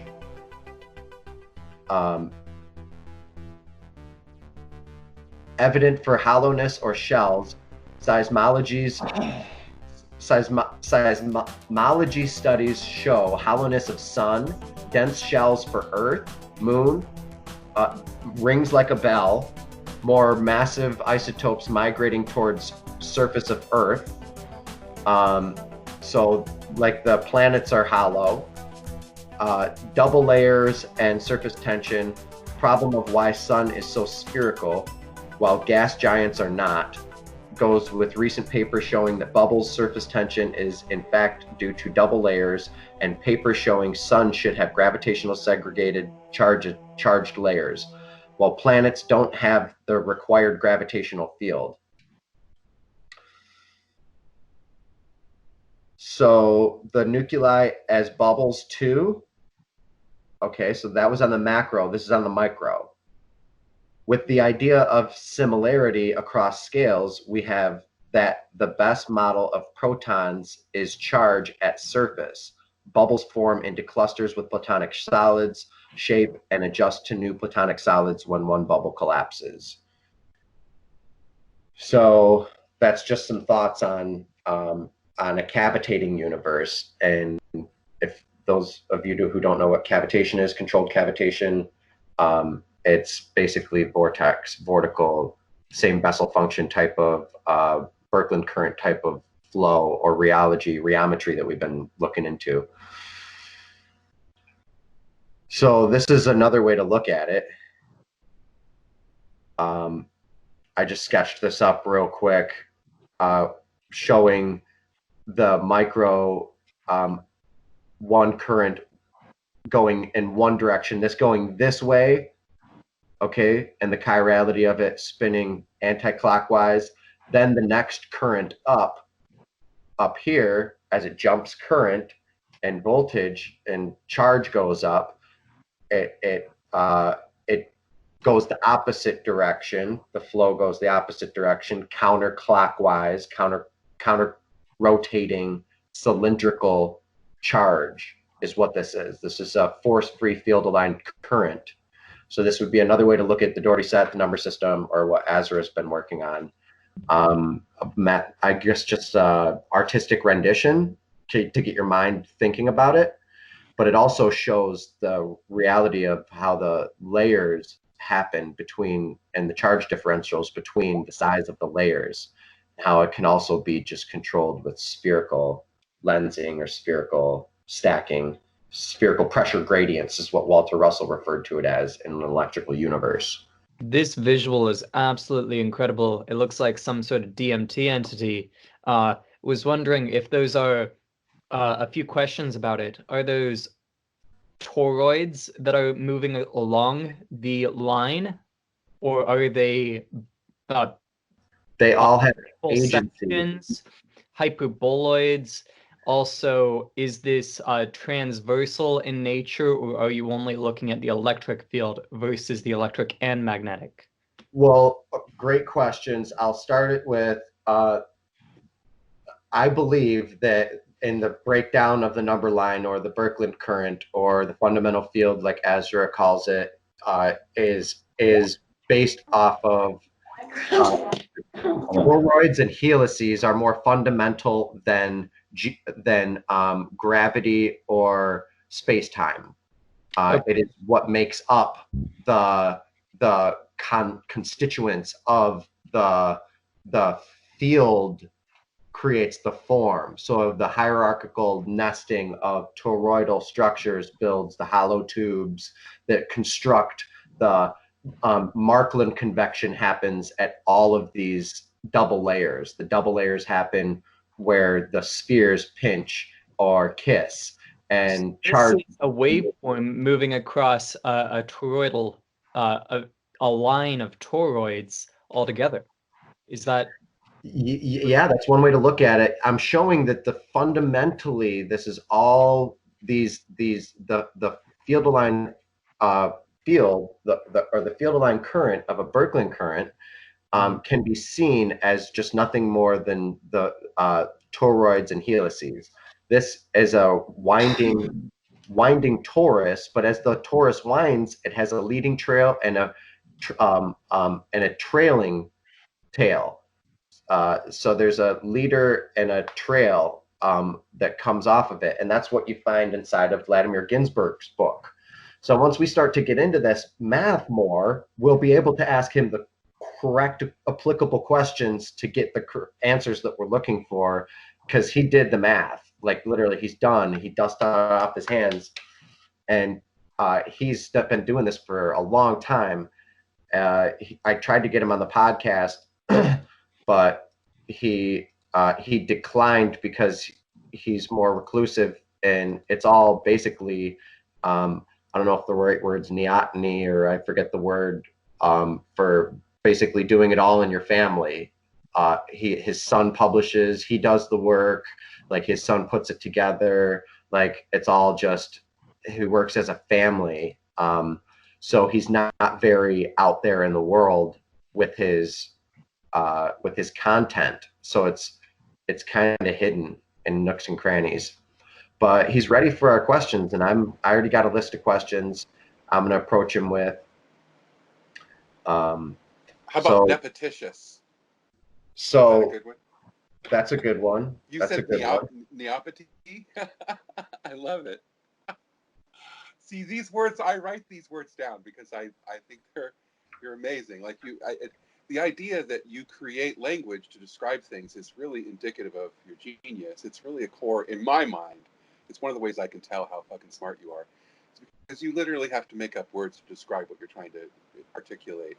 So what's happening like the vortisphere, the vortexture, these things are happening in your brain before you. So your originating thought is my point, buddy. And it's, I don't know, I don't mean to interrupt, but it's a really important point. And I joke because it's, there's a humor element there, but really what's happening is that you're having to create language to describe your original thinking. And that is a really powerful idea. You should hold that because it means that you are a creator. Neologist. I'm a neologist. You're also you're also full of shit sometimes, but you are an amazing creator and an amazing human being. I mean, I'm not trying to blow too much smoke up your ass, but it's really powerful that you are in the habit of creating words on a regular basis, and it's a really impressive thing. There's a lot of communities on Facebook and other social media, and by far this is one of the most lively groups I have ever met or been in. It is, and I feel a huge component of that is Buddy. You are incredible at making this alive. Thank you very much. I appreciate that, and you yourself. We are definitely a great team, and we're putting on our superhero outfits, and we have apparel, and we got a website coming. We got all this amazing stuff, and we're just starting. We're a baby, which we're neoteric, recent in origin. So neoteric, if you want to know that word, Neoteric. But this neologism is a new word, a newly coined word or expression. Neologism. So I'm a neologist. But this is, if you are a geometer, you by nature, especially if you're a progressive geometer like us, then some of us here in this group, then you're forced to be a neologist because there's not words, and you don't know the words for what you're trying to explain. Like what we just found here, a path curve. A path curve, where was it? Where was the path curve? I just had it up right here. A path curve is literally a word for vortexture, because I didn't have a word for it. That's the vortexture. Look at that. And by this, I had a trip one day, and when I was tripping, I realized I was around a bunch of pine trees, and I found out that if a wavelet or a wave inside of you could call it Well, they, you know, when a wave function comes into existence, it spirals or corkscrews into existence and then spirals and corkscrews out of existence. There's a pinch here and a pinch here, and that's evident. And you can see I think the word you're looking for is oscillation. Yeah, there is an oscillation when a waveform comes into existence through our eyes, where we can literally see the waveform. It's like this gyroscopic spiraling motion, and then it's pinched and then it's gone. Well, that's our limited monkey version of C, at least. Yeah, that's how I kind of conceive of a wavelet. And you can hold it in your hand. You can hold a wavelet in your hand when you're holding a pine cone, and then hold the pine cone up to the tree and see that they're both self-similar of each other. And that's just, there's something magical about pine trees. So counter space. Let's see what it has to say about counter space. What in the counter space? What are we talking? This is what we're talking about. Look at that. Huh. Rudolf Steiner. Oh no.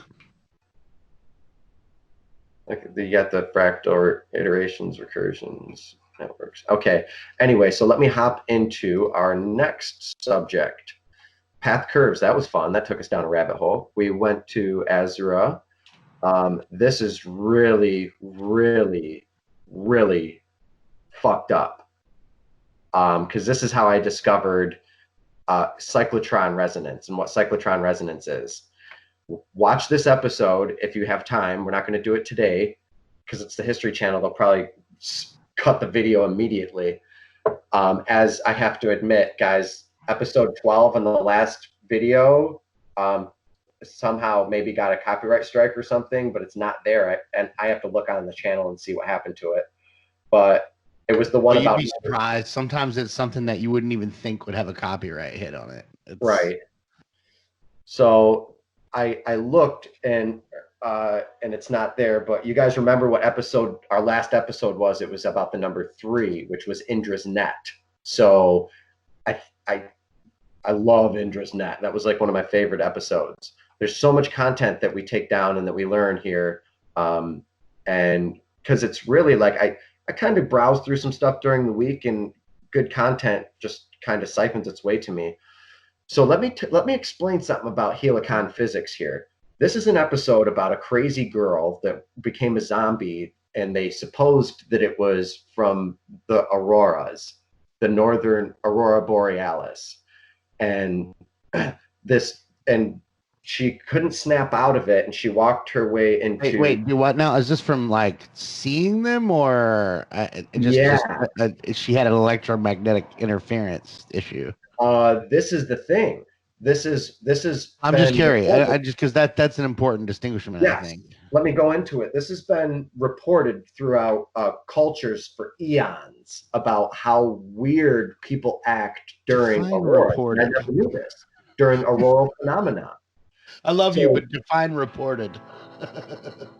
Dude said, or like somebody. This has actually been observed. Okay, let me say this first. Dude says a lot of stuff. Into ancient mythologies having to do with Native Americans. Okay, so you're saying like it's something that's been documented inside of mythos.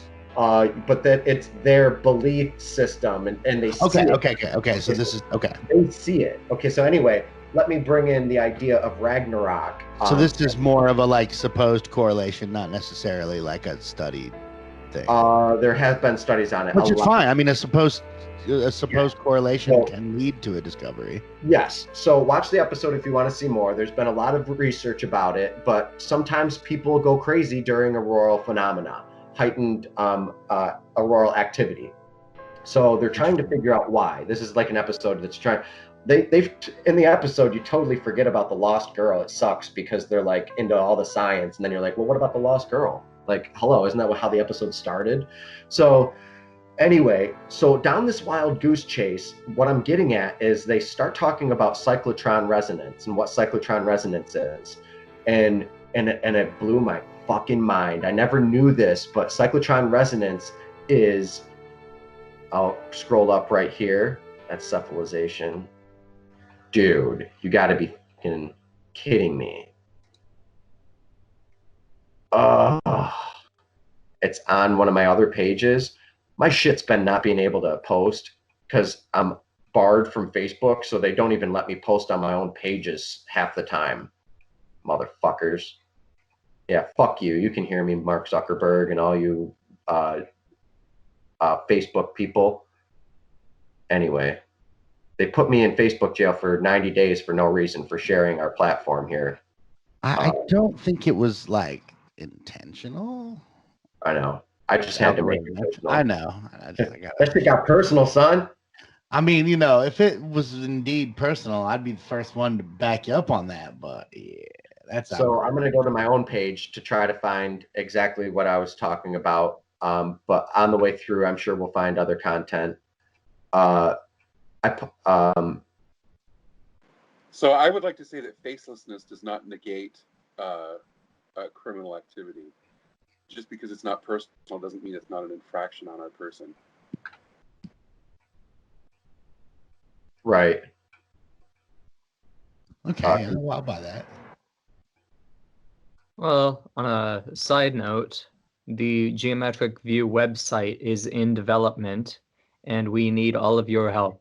If anyone has any visuals or anyone that wants to be part of the community on the Geometric View, have traffic directed their way from our website, we need your visuals, high quality graphics of your artwork, which have watermarks put over them. If you don't have watermarks put over them, I can apply watermarks.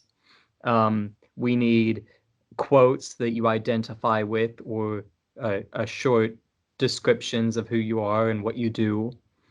And we are also setting up a shop on the Geometric View website. And the shop will have all of your products, a separate page for every member, and profit will be going back your way from the shop. So please send any visuals, your name, photos of yourself, descriptions of your work and who you are in quotes to abyssal.dionysus@gmail.com. That is also in the chat. Thank you, Brighton. I can't thank you enough for bringing us all together and giving us a platform. This has been a dream, and a dream come true that you're making come true for a lot of us. This team is clearly grassroots. If I could scroll up, and you've seen the grass anyway. So, like he said, yeah, please share the content. We're building it up. It's going to be really beautiful. I already know it. So back to where I was with cyclotron radiation. Is that all you wanted to say, Brighton? Yes, thank you. All right, that's what I thought. All right, here. All right, now this is cyclotron radiation. I looked it up, and then I looked up the images, and I'm like, what the fuck? Okay, that's what we've been talking about, dude. Look at that. Dual torus, dual stack torus, bubbles, pinch in the field, add velocity to the pinch in the field, and you get the butterfly wings. The wings of the eyeball, our face, how cephalization starts to occur. And we're going to get into cephalization, what cephalization is. But first, this is extremely important, which I think, because this week I discovered a lot of crazy content having to do with how it relates to the Dougherty set. So look at it here. You can see it clearly, cyclotron radiation. Now, what's really awesome about cyclotron radiation is this. Cyclotron radiation evident in the Dougherty network on all scale sizes for all charged particles traveling through magnetic fields. I know I can say all here because this is what they found with cyclotron radiation. Cyclotron radiation is electromagnetic radiation emitted by accelerating charged particles deflected by a magnetic field. Cyclotron radiation is emitted by all charged particles traveling through magnetic fields, not just those in cyclotrons. Okay, now what is there? You can control a person's thoughts, and you can also, well, supposedly this is the technology that they use to control people's thoughts. Now, this is also the technology that they use, the waves and the physics that is used to beam sounds into people's ears and make them hear certain things, which is the CIA also came out with and said that that's declassified. So since that's been declassified, they've been talking about cyclotron radiation. Cyclotron radiation constantly is coming in from all charged particles coming from the sun. So this is sunburn. Sunburn is cyclotron radiation. So cyclotron radiation can be manifested in the atmosphere using HARP projects and the HARP project and creating certain things. So once you start to connect the, I mean, were already acting weird, like people act weird during a full moon. That's very much science shows how people act weird during a moon, but people also it hasn't necessarily been medically validated, but there's definitely a lot of interesting correlations. For sure. So when there's more energy in the field, in the atmosphere, pouring down on Earth, we don't even know all the effects of the cyclotron radiation that's pouring in through these aurora borealis. So this is ultimately all the study of Birkeland currents and field-aligned currents that we're talking about. Now you break it down into simple geometries like this, and you get exactly what's happening, and you get cavitating bubbles on all scales.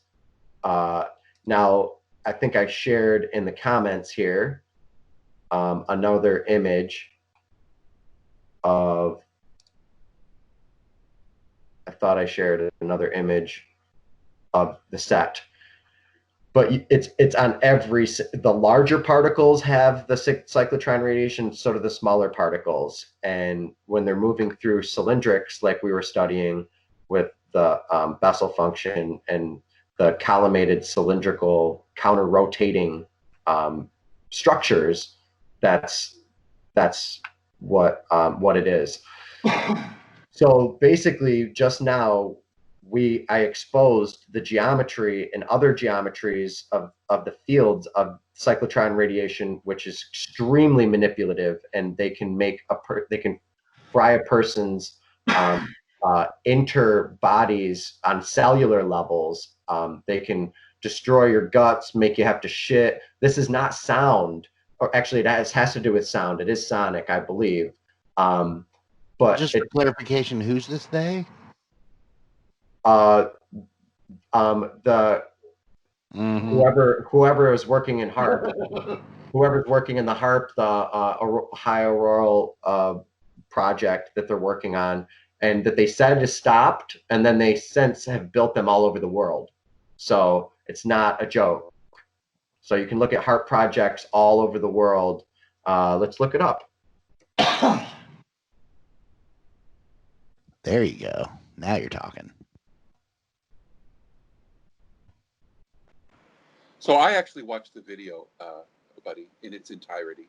Yeah. And I was raised in Alaska as well, so I was aware of these things going on as a kid, and so there were like stories and stuff. But what happened with HARP initially, there was a specific work that they were doing when they built it, and they completed the work and subsequently leased the space out to other entities, all of whom had different motives and purposes for the equipment.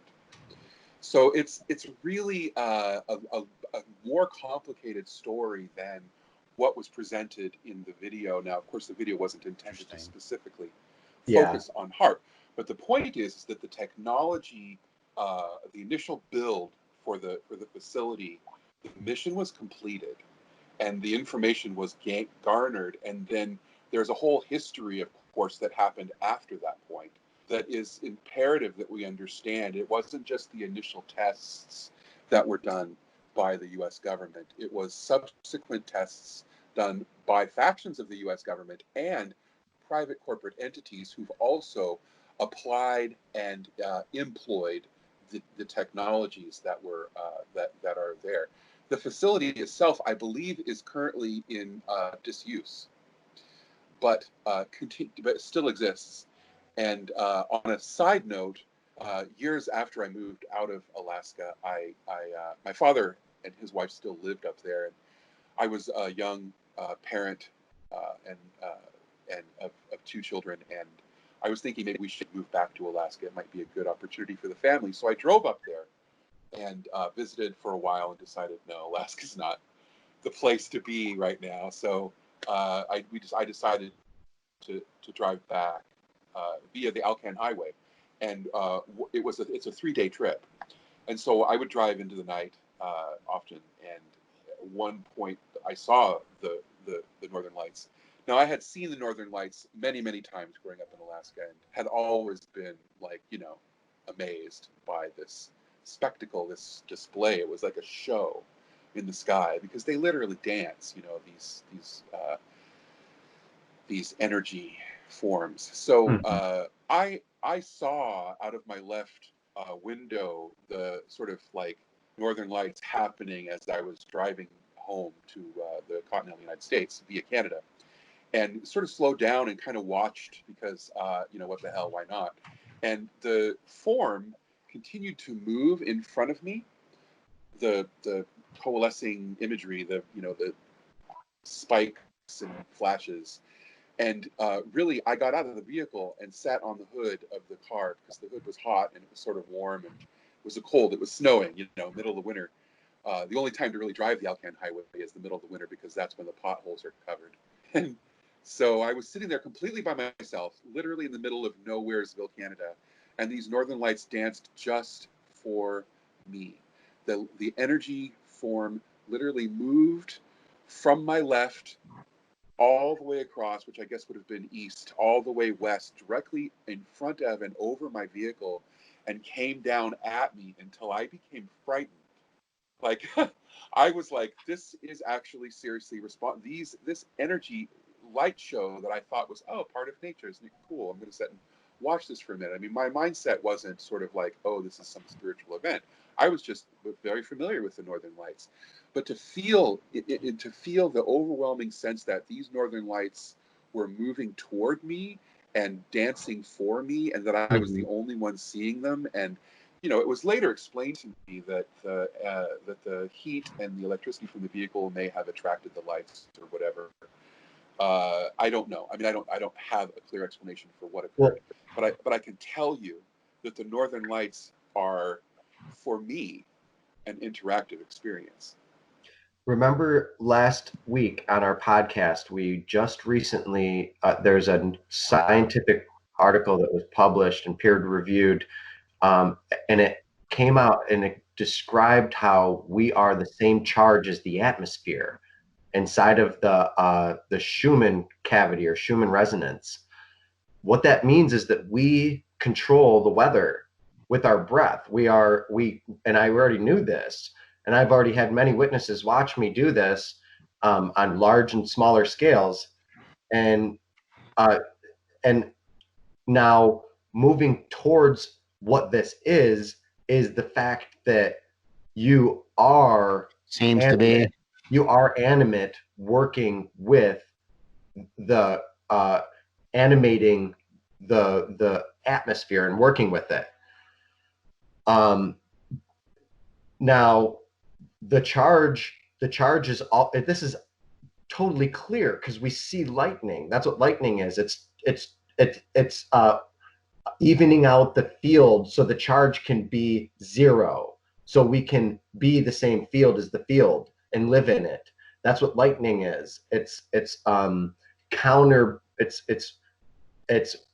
basically, you get into Ragnarok, you understand what Ragnarok is, and werewolves, and how werewolves have to do with lightning and what lightning is. And Ragnarok is the Norwegian upper I'm partially Finnish, so I have Viking type ancestry, and it's awesome to understand this and to learn more about their cultures and their belief systems.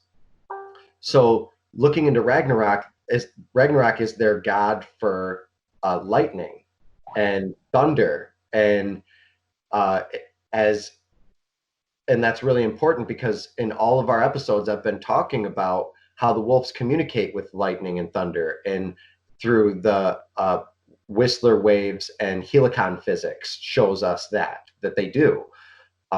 And that's a lot of the direction of where I want to take this, is into sonobiology and do actual sonic experiments in nature, which is super easy to do. You just bring speakers and you keep them at certain frequencies and you observe what it does to creatures. Some creatures might evade it. Some creatures might hump more. You know, you play certain music for humans and it creates certain environments. Now, we already know this. You play a healthy microbiome, you play a healthy sounding reef to a dead reef and it will revitalize it. It's all sonification. And the sonification of the Dougherty set is reality. Sonification of Azra's number line is reality. You turn spheres that are radiating from a point source into a sound through sonification, turning data, a data sheet, a data spread into sound. It creates something. Now, these are the feedback loops that we can play to nature, and we can create. Hey, buddy. Before you go too far, because it's pertinent to I pulled it up because it took me a second. The Ragnarok. A patient of mine sent me a German nursery rhyme from 1610. It's very short. Yeah, please. Eight things there be a comet brings, when it on high doth horrid range, wind, famine, plague, and death to kings, war, earthquake, flood, and direful change. And of course, earthquake is a euphemism for thunderbolts. So that's a worldwide, basically synonym. Okay. Then, anyways, continue. Wow, brontrification, definitely brontrophonics. Nice. And it was apparently inspired. It was, of course, an ancient memory, but it was inspired. There was a comet back then that happened, and a plague happened. So, and Tess is often on this show, and she has a wonderful podcast herself. And her and Heather have been working together, and their content's wonderful. And when you see comets come by, oftentimes there's death and plagues, and the earth shakes and trembles. And this is because of charge and charge dissipation and efficient charge distribution. It's going to move things, you know. Anything coming in is going to rock stuff, you know, whether it's gravity or not, whether it's gravity fed or electromagnetically rocked, it happens. You know, we get Ragnaroked. Ragnaroked. I love that word. Yeah, it's good. So, it rolls off the tongue nice. It's like bronchophonics. Sounds like DJ Ragnarok.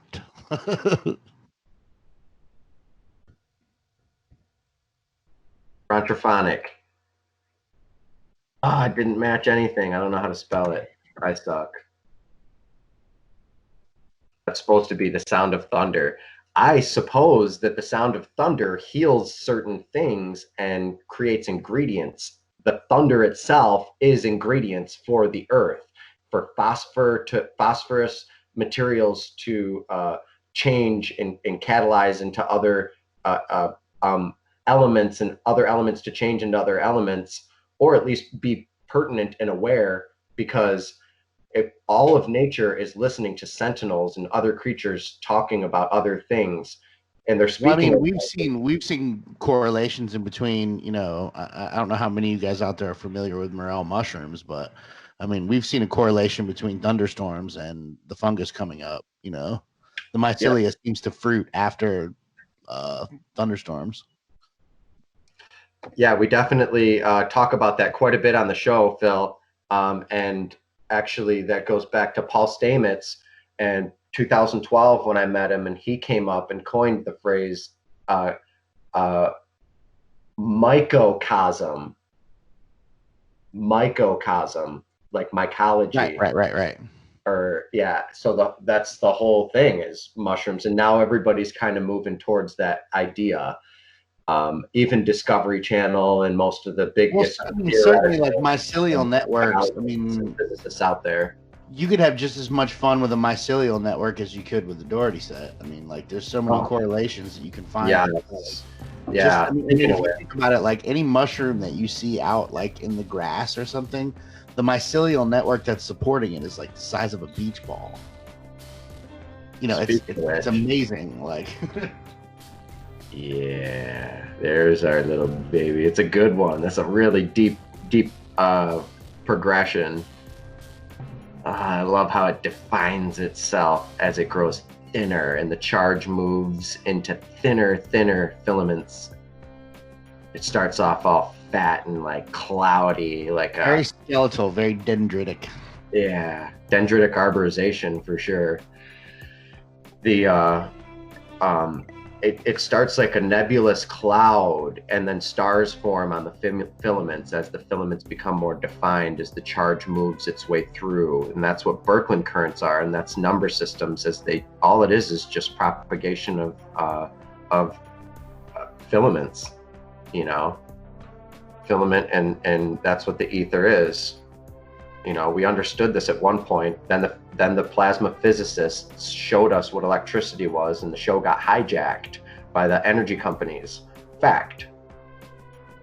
And the show's hijacked, and they hijacked the science to hide the truth about what's really going on, and calling it myriad of things. Like, the more confusing it is, the better off the idea. I don't know. I don't know though. So I think it's in some ways like the you know what the electrical companies have done. Like, I think that it had more, honestly, and I could be wrong. I'm no historian, but I think it had a lot more to do with the copper unions.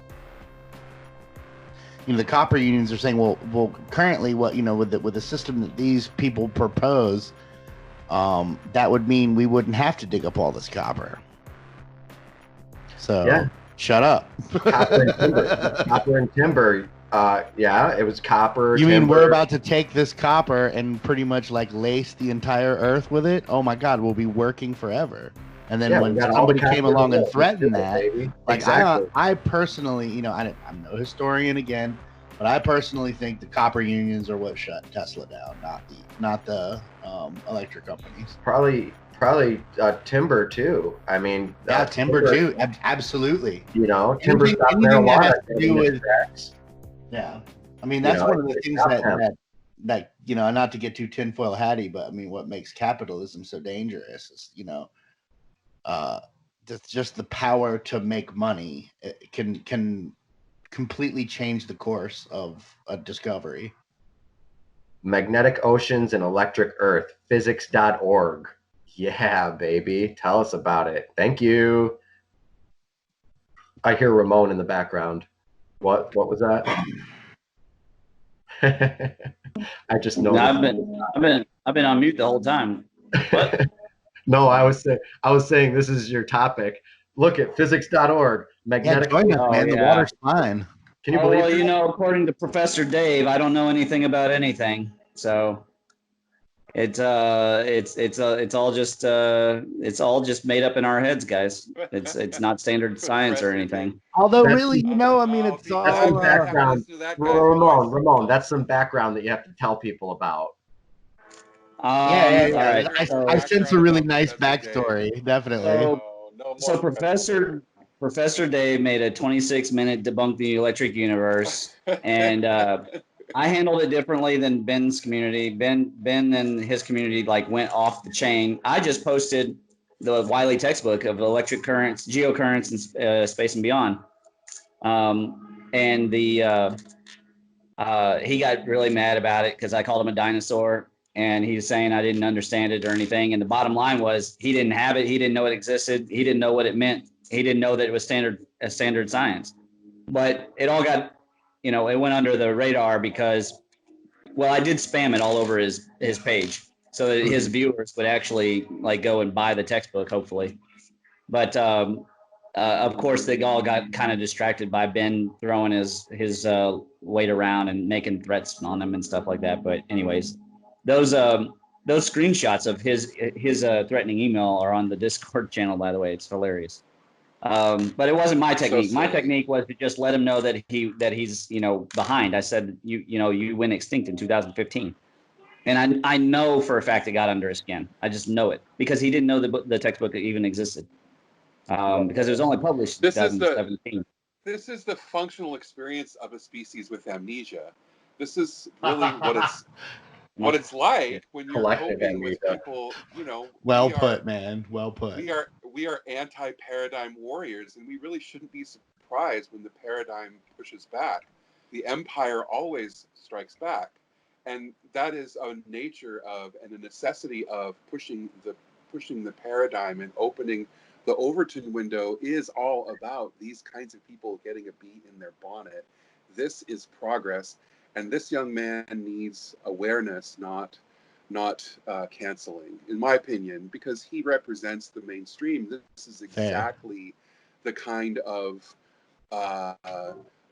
person that needs to be sort of understood. And the truth of the matter is, I never knew the guy existed until he started talking shit about the electric universe. And so I think we also need to be careful about over-platforming people too. Yeah, so. I think that he feeds off, as I was talking to Gareth about it, he feeds off of when Ben and his community did what they did, he feeds off of that and then just further says, oh, they're even closer to flat Earth than I thought. Right. But he never addressed my boys are two peas in a pod, I guarantee you that. Yeah, exactly. He never addressed my greater point. Instead, he just said, oh, it's a thing you don't understand. It's like, how would you know that? How would you scientifically know whether or not a person who just posted a textbook, clearly not a lot of amateurs would have such a textbook. So how does he know? He's just saying that because he had no other answer.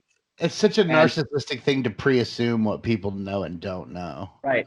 It's so dangerous too, because you could miss out on an opportunity that is golden.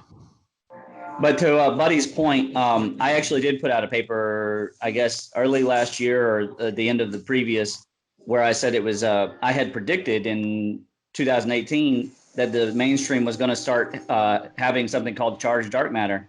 And and that they were going to steal the electric universe. And sure enough, they actually have a paper, and I debunked it and everything. But that paper got some play around because people were surprised at that they would try and take the electric universe and then combine it like some kind of hybrid child with dark matter. And it just goes to show they know that we're right, but they don't want the public to know that we're right. Yeah. That's important to know. That the people who are at the top who are pulling those strings, the presidents of administrations of corporations and public learning facilities, and the people who really are kind of establishing and maintaining the paradigm right now are very much fully aware of the electric universe paradigm. It's important that we remember that we are the ragtag outsider resistance fighters, but we are well known within the circles who are conscious of preventing the information that we are interested in pursuing from the mainstream. So there's a conscious effort, to silence us. And how coordinated it is and how focused it is, I can't say, but I've seen evidence for sure. I mean, I see stuff pulled off of Facebook pages on electric universe sites all the time. You scroll down and you look at postings and like, this posting is unavailable, this posting is unavailable. The censorship is emergent. It happens slowly, like the frogs in the boiling pot, I will say that I have found evidence that Carl Sagan was a government. That whole debunking of Velikovsky was a set up government thing. That Carl Sagan himself was a government man, and he was part of. What happens? He was part of the nuke. People get co-opted. Even Einstein, by the very same process, Einstein became a parody of himself. His ideas became a parody of him prior to his death. In other words, his ideas were co-opted by the establishment, and he was no longer the arbiter of his own science, even before his own death. This is what we have to understand, is how the world works. we will attempt to be co-opted. I mean, I belong to another group, and there's been offers to buy the group. I mean, already people are aware that, you know, there's this, you will either assimilate or you will be destroyed, is kind of the underlying message already. And so we have to be aware that, you know, these forces will come against us. And this dude, this science boy, whatever his fucking game is, you know, I mean, he needs to be brought into the fold, or, you know, he needs to be whatever. But I don't know. I think we have to be aware that this, if we're going to fight against the paradigm, we're going to get pushed back. And I think we have to be conscious of that. Unfortunately, sadly, I'm telling myself that realization that if I continue to roll with you boys, I'm going to have to, you know, roll up my sleeves. That's kind of my message to myself. And I think just as long as, like, you know, we continue to be self-cynical, you know, like, and show that we're proofing what we're talking about, you know, we have more of a leg to stand on. Well, I like the idea of that self, you know, like iron sharpens iron is really what you're talking about, the sort of like, you know, relationship element where, you know, a strong mind makes a strong mind stronger, kind of an idea. And I think that's absolutely imperative. I think that the difference between what the people who I roll with and the people who I don't roll with, some people are here to learn and some people are here to teach. When I listen to Buddy talking to people and they're literally giddy with excitement, and that because something that they've understood about how the universe works is reinforced by the Dougherty set, that tells me that I'm hanging with people who are seeking, not people who are telling. So Ben and his like, those guys, those are people who want to propose an idea. They want to perpetuate an agenda. And I think there's a difference between people who want to perpetuate an agenda and people who want to discover a deeper truth. Well, I think that's just a cognitive function of humankind. I mean, we want to be right so bad. Like, sometimes look at cargo cults. We want to be right so bad we'll create the craziest thing. And look at how easy it is to fall into this concept of the cargo cult. Like, these people, we laugh at, oh, they made wooden airplanes, isn't that cute? But this is their best attempt to achieve greatness and to join a culture. This is their you know, they are us, and we do that too. But we don't see how silly it is when we do it. We only see how silly it is when they do it. Exactly. I mean, you know, as soon as I started getting into cargo cults, it was such an aha moment for me.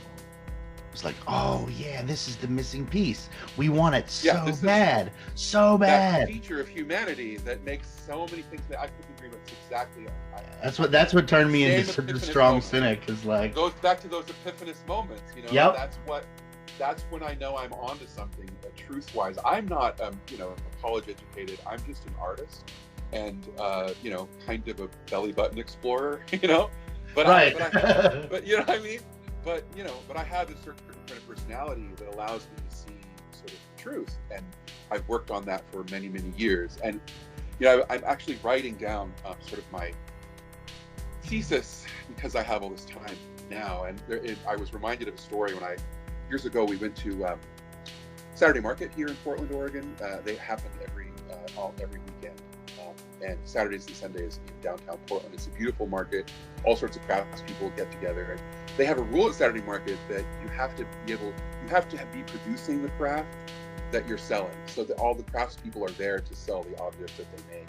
And this guy was a metal craftsman, and he worked in copper. And I like the idea of copper, and I've always sort of been interested in the color of copper, and I just resonate with copper somehow.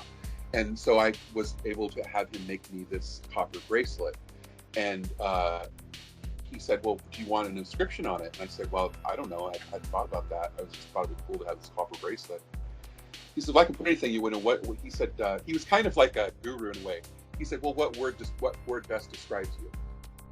And I thought, well, now, isn't that an interesting idea? Because usually people put mom or, you know, Tiffany or whatever, you know. Whatever the thing is that they want to put on it. But I thought, well, what word I really took that question to heart.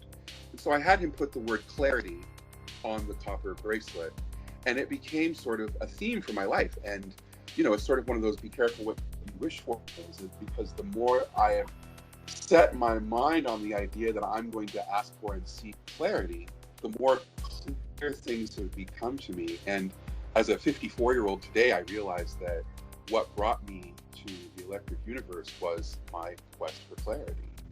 And that clarity, that moment, that aha moment, those epiphanous moments, I think are how I've come to define clarity for myself, that sort of quest that I set myself on all those years ago.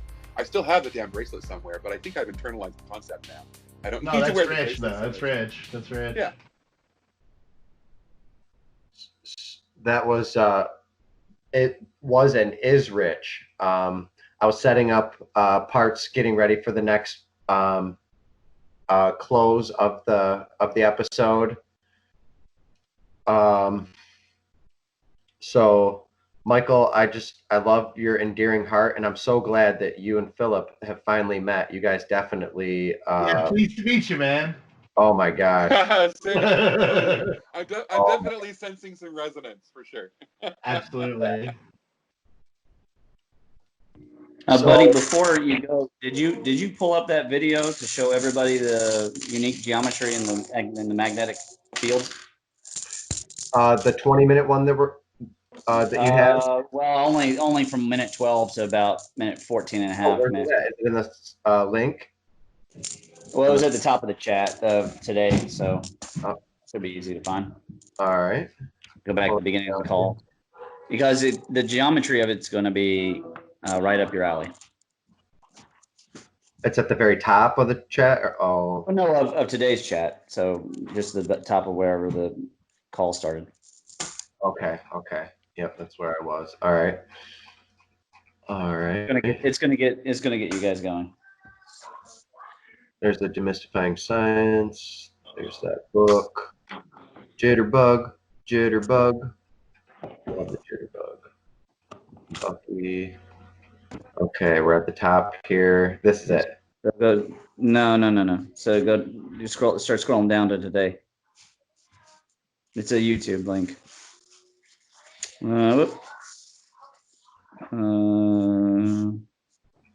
Right there.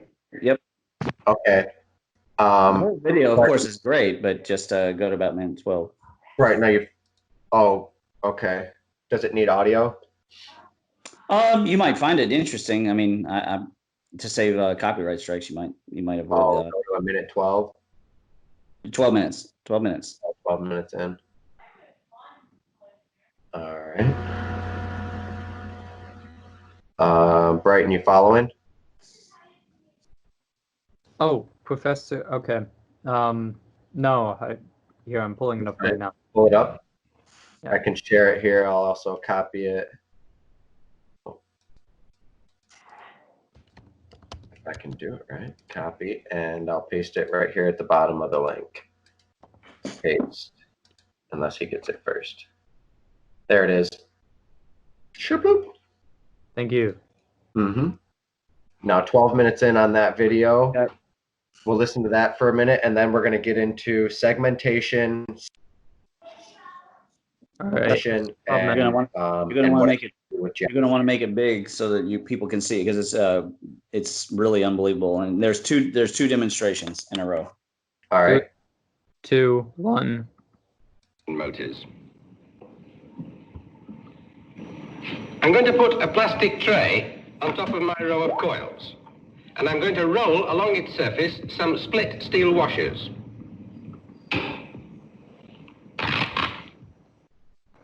A smaller one should go better still. Very lively. Now, this experiment poses the intriguing question, just how small things can I roll? Can I literally spin an individual iron filing? Well, the answer is that I can. And to demonstrate this, I'm going to cover the entire surface of the motor with iron filings. And switch on, and you'll see what happens. Well, I don't know what you expected to happen. I know the first time I tried this, I certainly didn't get the result I expected. Look at the way the walls are forming. Walls of filings, spacing themselves from each other. That looks like the Moab Desert. The spacing between the walls on their height. so I can comb this lot like I could comb my hair. All I'm doing now is flattening the filings down, and as I do so, they get closer together. Mountains. If you look at an individual wall, you'll see that the bulk of the filings in it are actually at rest. It's only the ones around the outside which are moving, and they're producing a gradual drift backwards along the field. Many of the experiments we've been doing with iron filings can be done with much simpler apparatus. For example, all you need is a horseshoe magnet and a means for rotating it. A plastic dish can be clipped over the magnet, and then into the dish we put a steel ball. When I rotate the magnet slowly, the steel ball just goes round opposite one of the poles. That isn't very exciting, nor is the fact that when I turn more quickly, centrifugal force flings out the ball to the sides of the dish. But if I rotate more quickly still, the steel ball will become a rack and pinion motor.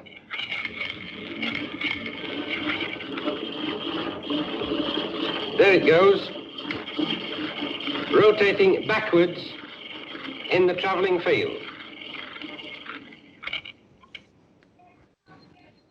Let's put some iron filings in the dish. Turn the handle and see what happens. At once we see the wall. This is so cool. Backward rotation and something else. Can you see the spirals of filings running up the hill into the middle? The inward movement of these filings implies there must be an outward traveling magnetic field to produce it. And if this is true, then it's very exciting indeed, because centrifugal magnetism, which is what this would be, is unknown at present. But if we turn the handle more slowly and watch what happens in slow motion, we can see that the filings form into lozenge-shaped solids, and these are rolling over and over and spiraling into the middle, for the same reason that any rolling object traces out a spiral on a flat surface. So we hadn't made a discovery at all. But of all the phenomena we observed with the iron filings, the most striking, perhaps, is the building up of the walls. It tells us, among other things, that when we make a rack and pinion motor, we shouldn't use a solid cylinder like this. We should divide the cylinder into a number of discs. These 6 steel discs have been spaced to match the spacing of the walls in the iron filing experiment.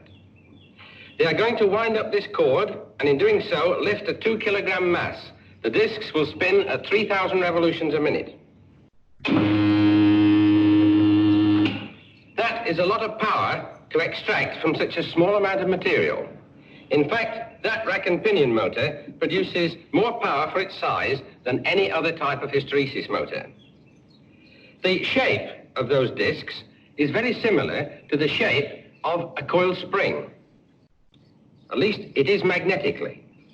The most recent research that I've been doing has been concerned with rack and pinion motors of this kind, where we put a very small spring inside a glass tube, because this could operate as a self-contained pump, a helical pump. This spins very nicely. And of course, smaller ones, being magnetic machines, operate better still. And I can spin this spring about 3 inches above the surface. Now, if I can develop these to the stage where they will be small enough to operate inside living tissue, then they could be very useful to the surgeon during operations. If this should be successful, then I'm never going to forget that it began with no more than a paperclip and a pencil. This, then, is the world of small motors.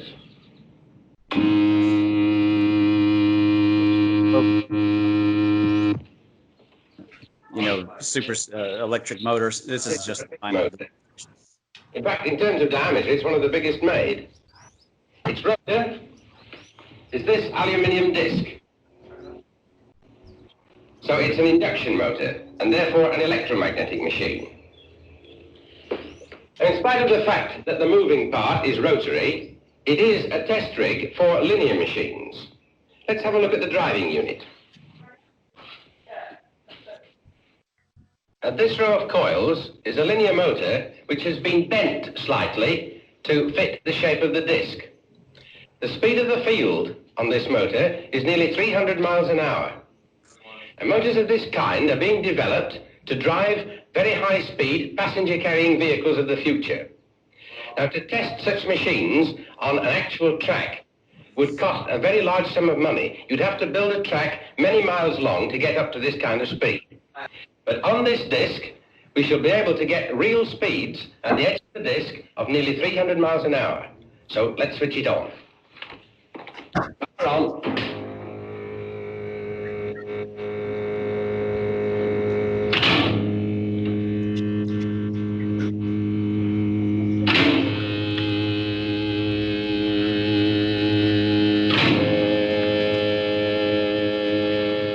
But remember, whether it's a big, complicated piece of machinery like this, or if it's simply a paperclip and a pencil, in the world of motors big and small, the work you've just seen is only the beginning.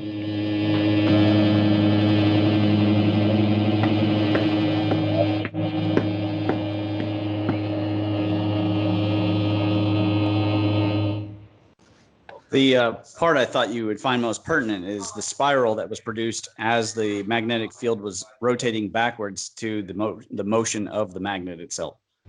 That was the part that and then obviously the other experiment was really fascinating as well, the shapes that it formed. Somebody said something about the Mojave Desert. I can't help but think of Andy Hall's work. That was incredible. Thank you, Ramon. Oh, you're welcome. Yeah, that was really, really cool. Stuff that nobody knows that's already known. You know, it's interesting how much research has been done. I mean, obviously he's got a very expensive garage, but imagine how much garage science has been done that wasn't captured in the internet era or HD cameras or slow motion cameras. And so it has to wait again. It has to lay buried until somebody uncovers it. Right. Yeah. When he brought out that hand crank magnetic experiment, that's when I fell in love. That was awesome. He's like, just cranking it up and showing that science can. It's a very accessible moment, that he was able to do that, and I could conceivably make something like that myself, which is really cool. Happy 333, guys. Buddy, how would you describe the mathematics of that? Of course, I couldn't help but think of Don Scott's concentric rotating shells, but yeah, I'm seeing it right here. See the micromotor? You just put a micromotor in here. You put a glass. Here's the glass. You put that filament inside the glass, but you do a cylinder, not this wave-like shape. And the field around it is corkscrewing, so it naturally spins it in either one direction or the other, because they're nested already. And you notice how the field was a mimicry of the helix, which he was showing that spring being like a mirroring. The spring itself mirroring those plates.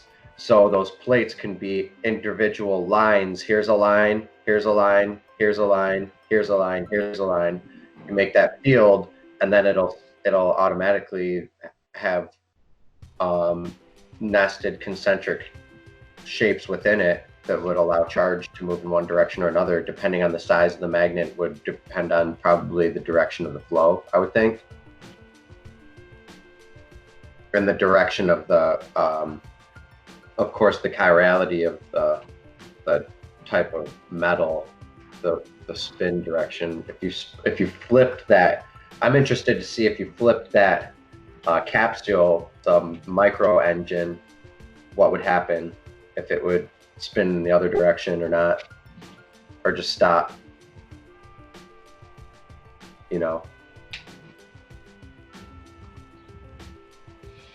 So. Yeah. All right. Thank you for that, Ramon.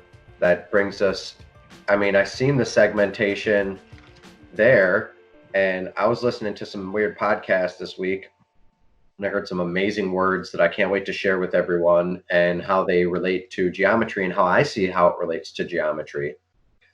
So the first word is cephalization, and cephalization and segmentation is observed in the first principle fundamental geometry of the Dougherty networks, highlighted here in the blue. And this is just very simple first principle toroidal math, vortical math, but also showing the progression of how an entity can come into being from sound and just mimicking itself, segmenting itself into its body and differentiating it from its mouth and its head. So cephalization is the clustering of nerve systems into a head of some sorts. Cephalization occurs simultaneously with the sensory organs and the mouth. So the sensory organs and the mouth develop at the same time as cephalization when a head is being created. When heads are being created, that's what cephalization is. So all of our senses come together around our mouth so that we can focus on what we're eating, and a neck was developed to have easier access to food. So the mouth and the 12 cranial nerves, and the vagus nerve going through the body, I think, and all of the other 12 cranial nerves here can be exhibited in cephalization occurring inside of the Dougherty network from moving one sphere or one circle to another circle, and creating thus its butt or its anus and its head, and differentiating from the two. Now you can see planaria. Planaria have this similar shape. If you cut the head off planaria, it regrows its shape and it has two eyes here. You could probably even find where the eyes exist. The spheres here somewhere, one of these spheres so I realized that a lot of the work that I do, this word is very similar to a lot of the work that I do, because you can see in helical structures, they come to a head, and then there's a body or a filament or a tail or a tailspin nested with it. This can be observed in the heliosphere, the heliopause, cellular levels, individual centrioles. It's also perhaps how all creatures become conscious by cephalization, building a head out of a nerve cluster, which is a ganglion. So a ganglion is a nerve cluster. So this is applicable to robotics and I guess neural networks and neural networking, in that this is like a way how to create AI, which I often say the path of least resistance to artificial intelligence is the Dougherty network, or in the Dougherty set, because I see the self-similar recursions happening on all scales, and the micro and the macro, and we see it all the time mapped in all these other images. This is just one. Now, if I rotate this and start spiraling it out on each level, you can see it become a being. You can see the mitosis, meiosis of one cell dividing into more and more. And I've shown that before, but I'll redo it again, and I'll show it even better, so with more clarification, to show that indeed one sphere can birth off of another sphere, which is very magnetic in nature, electromagnetic in nature, and possibly how self-similar, or how self-organization occurs geometrically on not only micro but macro scales. So I want to take us through some of my geometry here, some of the images in my portfolio, and we can just see how things come to a head And first, let me pull up another term for us to look at, tagmosis. Tagmosis is the evolutionary process that creates tagma by fusing and modifying segments. So it's repeating the same segment over and over to create a body and repeating it, tagma. In biology, tagma is specialized grouping of multiple segments or metameres into a coherently functional morphological unit. So you can see this occur in the Dougherty set and geometrical progression that I've been showing since day one. Arithmetic and geometrical progression, phi is the answer to that.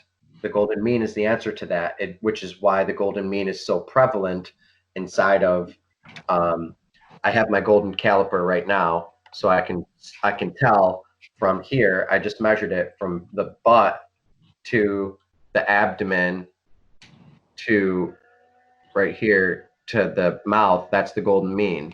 So tagma and tagmosis occurs along phi and golden mean separation points. So, which is why we see it in all of the phylotactic kingdom and all throughout animals and beauty. We refer to it as beauty because it's the natural tagmosis of growing a new limb. Like literally, it's growing a new limb. It's the place where the limbs grow off too and branch. So that's good. And I want to show, you can see that occurring right here in the heterodyning plasma in the blue whorl here, which we've gone through before, but this is it in its full nature, nesting in three of them. This is three of them together, creating 1, 2, 3, 4 wavelengths. So this would be 4 wave functions. The collapse of the wave function occurs where they meet at the center at phi, golden mean. So you can see tagmosis, segmentation occurring here. And if I could, I wish I could just click on it and go to the next image. You can see the geometry coming to a head here. Here's the head. Cephalization, clustering of nervous systems into a head of some sorts. This is also the same kind of, this is just an azimuthal wrap, a wrap around a filament of a Birkeland current. So it's the same thing, just looking at it from a different perspective. Okay, I can do that. Okay, that's the same thing. Now, you can see the geometry of it morphing with the head into a smaller tail, or the tail into a larger creature and metamorphosizing, like our cellular bodies create, or sorry, when our bodies are in utero developmental stages, they look like these. They're fetile shapes. And then we get rid of our tail and we have vestigial limbs that we get rid of, like most other things. But it's all really interesting. I wanted to show this because this is electricity, high voltage electricity that I did here in a piece of wood, and how much it looks like a river or a head here, a tail here, and cephalization occurring through electrical circuitry and currents moving through wood, or at least through the top of wood. This is the definition of cephalization here. You can see that it coming to a head here, the nodes being attracted to the filaments, the filament universe being the digital universe, which is what we call the often referred to as holographic. The holographic nature would be the filamental aspect, but all filaments create and surround the nodes, and the nodes are all toroidal. See the toroidal nodes, the multiple toroidal nested behaviors of the fundamental field, and how the fundamental field stitches itself into itself through, this is just one, it's very much fibrous like a muscle. Like if you could, this is plasma, this is how the rheometry and rheology of plasma and how it flows and branches. And I showed the number system of how this is. This is the second filament, because here's the first circle off of the center, which is 0, 0, 1, 2. Nested inside of 2 is 4. Nested inside of 4 is 8. So it's the 8th sphere off of the center. That's why it's 8. So it's an exact science. It's not an almost. I designed this and I had to be exactly perfect with it. So I went to school to design it to show people these structures that I'm finding. So this is the hydrohelix, or the double helix, and this is only one filament. There's all of them in here, and the filaments are what are creating interference, constructive and destructive interference, plasmoid interference. So, and you can see it's all headed. It all has heads, and cephalization is occurring. Here is the geometry of the primer fields. LaPointe's primer fields here, I did the geometry of it in the Dougherty set, and there's exact loops where the ring current reverses itself and it builds a confinement dome. There's your confinement dome. Here's the ring of the reverses the loop current, allows charge to move in. Why is this important? Because this is how suns and stars can work. One structure that shows what's happening on these bowls here, these bowls, or these dual toruses. So he's done a lot of physics experiments with that, so I had to throw it in the Dougherty set and show people that it's there too. Here is and these all have heads and bodies and structures and tails, and you know, you can, that's why I'm trying to show this here. This is Perrat's created lab experiments of plasma instabilities. Here's plasma instabilities created in the Dougherty set, with just nested toruses, just natural things. Here's a head and a tail and a body and a structure forming, cephalization occurring on a larger scale. I want to say, you know, we might be a part of a limb, but I don't think we're the head. We're not the great attractor, you know. The great attractor is probably what's eating, and there's probably an anus too, which is repeller. There's a great repeller and a great attractor. So there's a head with the Leonicea, and there's a tail. We're in the boondocks. That's where we are. The boondocks. We are way out here, and like by a leg, a vestigial limb that doesn't even work anymore. So there's a cute little organism. That's cephalization. Has a head here. And you can see almost cephalization occurring inside of these Rayleigh-Taylor experiments, which is just dipping one viscous material or one thermal difference, a hot to a cold, introducing this is what happens. These beautiful bodies occur. Here's the head, here's the tail. It's consuming, it's eating, implying that it's alive. Rivers of living water, rivers of living life. These, here's a head, there's the body. These, same way we do systems when we make systems.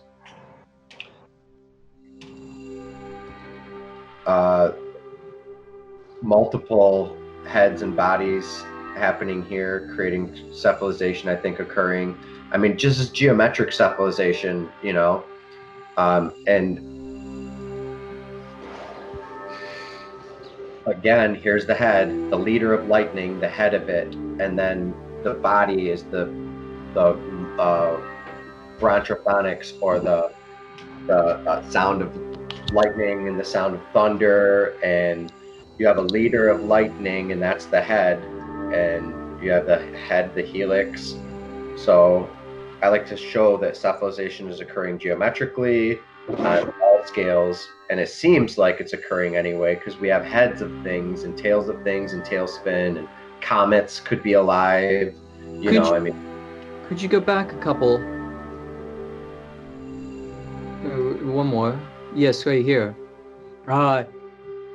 With these kind of structures, there's also Platonic and Archimedean solids. spinning. Yes, and these, if we take a look at the second one, what we're looking at is a cube and octahedron nesting within one another again and again and again. Mm-hmm. When we look at the next one below that, it's an icosahedron and dodecahedron nested within one another again and again and again. And this carries on throughout all of these polygons, but these concepts are not just second dimensional, they are third dimensional constructs. Yes, and when they turn into third dimensional constructs, something that happens called the square cube law, which is new. We haven't covered this yet. It sounds like we covered it, but it's completely different. Check this out. Square cube law.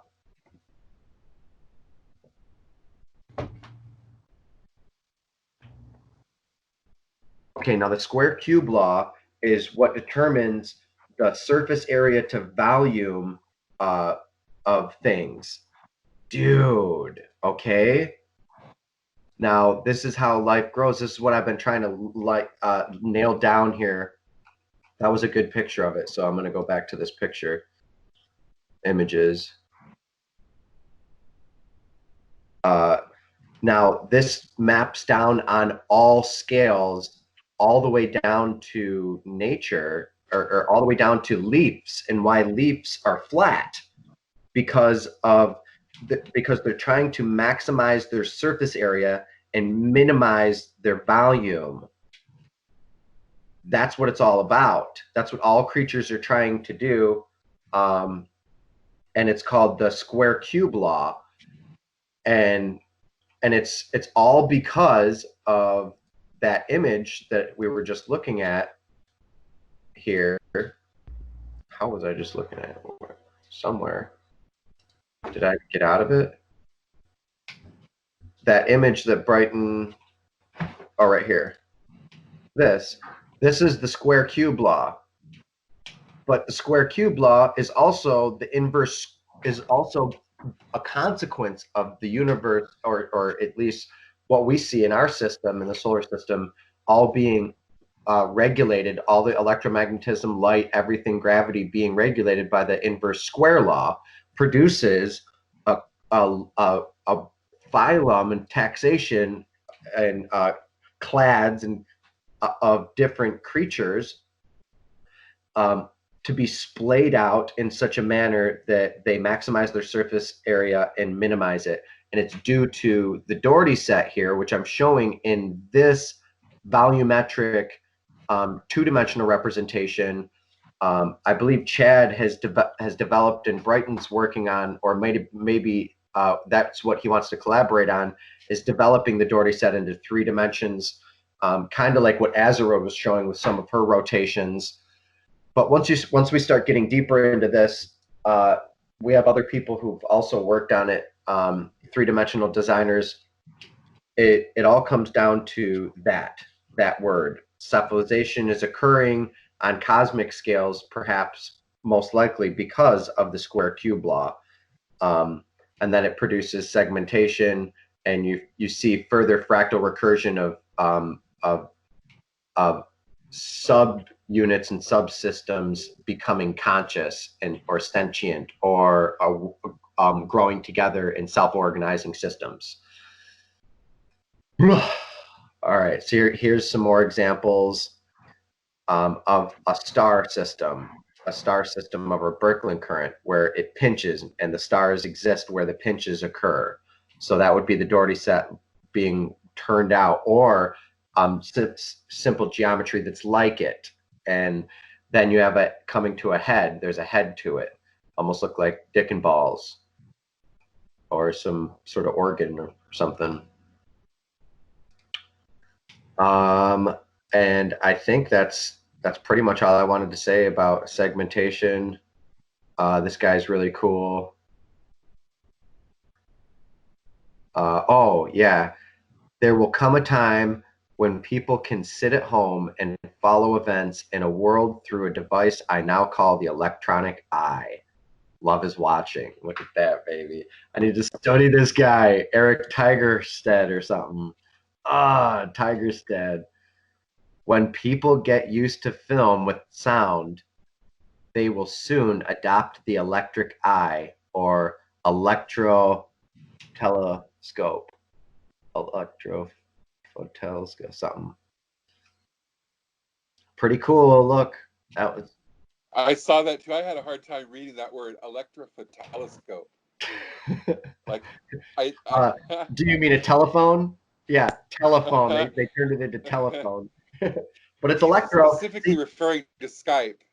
Well, everyone wants to put electro on everything because you can. It's an electric universe, literally. Right, okay, right, Walter Russell says we are the first person to coin the word electric universe, the term that, as far as we know, is Walter Russell, and he says we are electric creatures swimming in an electric sea within an electric universe. You know, and because you have electrochemistry, you have physiology, electrobiology, electro everything, because electronic, you can't get away. You don't have gravity everything.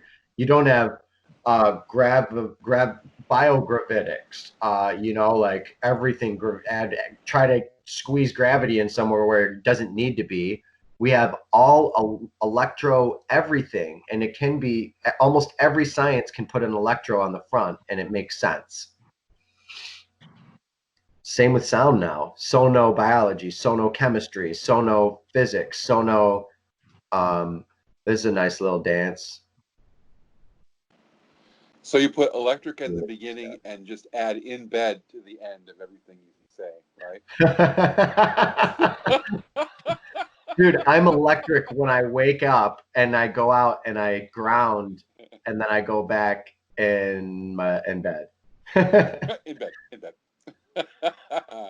That's hilarious. Maximilian just shared a visual in the geometric view comments section that diagrams what you were talking about with the yes, right there. This is beautiful to see the rotation of these solids creating the same structures as what you had been showing before.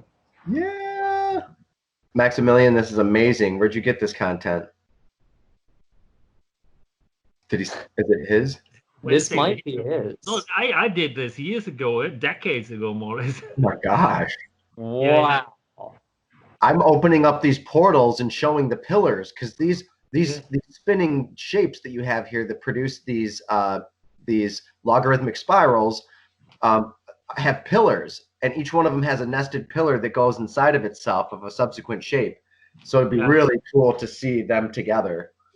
The portals or stargates. You follow the apices of solids and they match up with the lines identical every single time. That's incredible. Beautiful.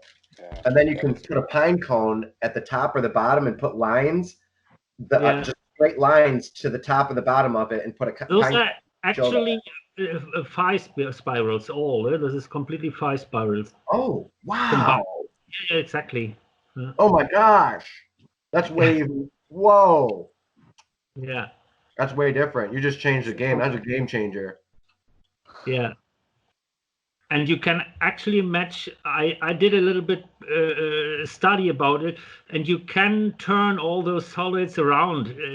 As you move, the spirals always have 2 of them coming up from the center and 2 of them going down from the center. If you imagine that, you can really construct those solids in close to every position. Yes. Yeah, and they just match the curves of the geometry of the 5 spirals. You can nice work. I did this. I don't know. This is maybe from 2012 or 10. I don't know. Years ago. Wonderful. I see Brighton creating an animation with this. If he could, that would be amazing. And or if you put two of them, because, just to push it out into 3-dimensional space to see really how those solids move.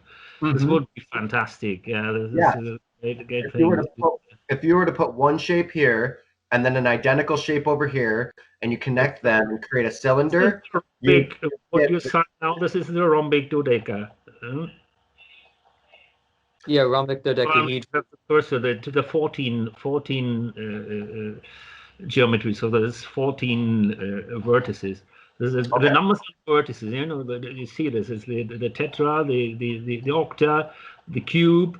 Then this is how is this shape? This is elongated bipyramid, the number 10. There are not so many 10 vertices geometries, regular ones. This is one of the only. You can do the not turn version, but this has then square faces. This is just an elongated bipyramid. So this is a turned elongated bipyramid. So you have really all the faces are regular triangles. Very similar to the icosahedron. Really, very interesting geometry. Very little known that this is even possible. Absolutely beautiful. Yeah, it's close to. It's not completely symmetric as it's elongated, but it has all the faces are completely regular triangles. So it's about something between the octahedron and the icosahedron. And those are. Then you have the icosa. Then you have the next one. The 14 is the rhombic dodecahedron, and then you have the 16. I don't remember. This is a prism. This is a prism form. This is similar to the jitterbug actually, and a biprism. And then you have the dodeca, and this is the last one. I have to see it on a Facebook to see what names are. Yeah. If you do happen to have the white lace, which shows the phi spirals, if you have that anywhere in your photos, I don't know if I still have available the original graphs. Of course, this was done in Photoshop and by layers, so I have everything separated. But I guess I had it on a hard drive that was broken, so I need to. Maybe I can rescue it. Yeah, I have it on my computer. Some of those works, but a lot of them are gotten lost, and I have to see if I can rescue some of those works. Of course, there's a lot of work in this. I got the accident years ago. At the same time, my computer broke, and an external hard disk also broke. So this is catastrophic. A lot of work got lost on this way. Yeah, but I have to see if I can rescue some of the things. I would like to send them to you. And just this is also done all transparent. So you can get rid of the background and can move it around and put it on different backgrounds as you like. But I have to find the files, the original files. No idea. I will have a look. Thank you. So guys, I'm gonna take it and guide us towards an open share. If anybody has anything to share, show and tell, kind of keep it open, because I pretty much closed up on my talk about showing how heads exist in different places, and eyes and conscious, and you can see eyes starting to occur, and which is very common. It's one of the most common organs that grow in the world, even on seaweed. Some seaweed has light photoreceptors. So it's a conscious, living, beautiful thing that is aware out there. And every time you take a bite into that salad, I want you to think that it's screaming, because it is. This is a visual that I was making. There's actually a couple of them here, and an animation that goes with them, but it's a visual I was making with a friend of mine on Instagram, Color Dosed Art. And beautiful. I saw the animation. I want to see the animation part again.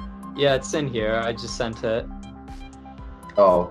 This next one over, I think.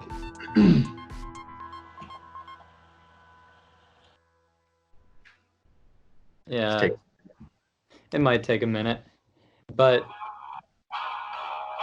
music. A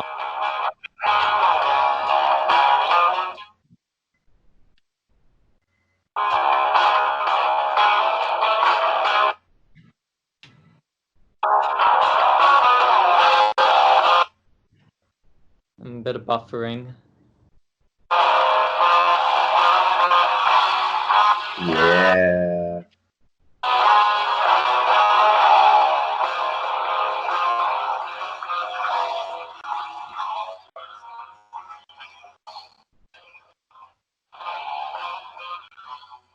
Love it.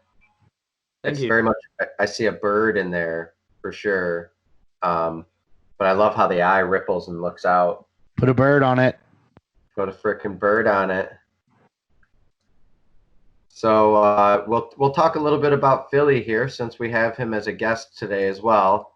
I don't want to, you know. Oh, don't mind me. You don't got to divert. Don't you mind me? Don't you? Actually, I'm going over. I'm waiting for a friend. My friend's coming over. He's really, really cool. He's licensed as a person in the Native American Church, and he has really awesome, cool things, beautiful smelling incense that you have to have a license to carry, and they smell so good. So wait, who's this you're talking about? Matt, we're gonna go relative. I was gonna say, like, I don't know. I ain't got no incense. No, Matt, you haven't met him yet. He's good, awesome people, and he's got some really cool stuff. So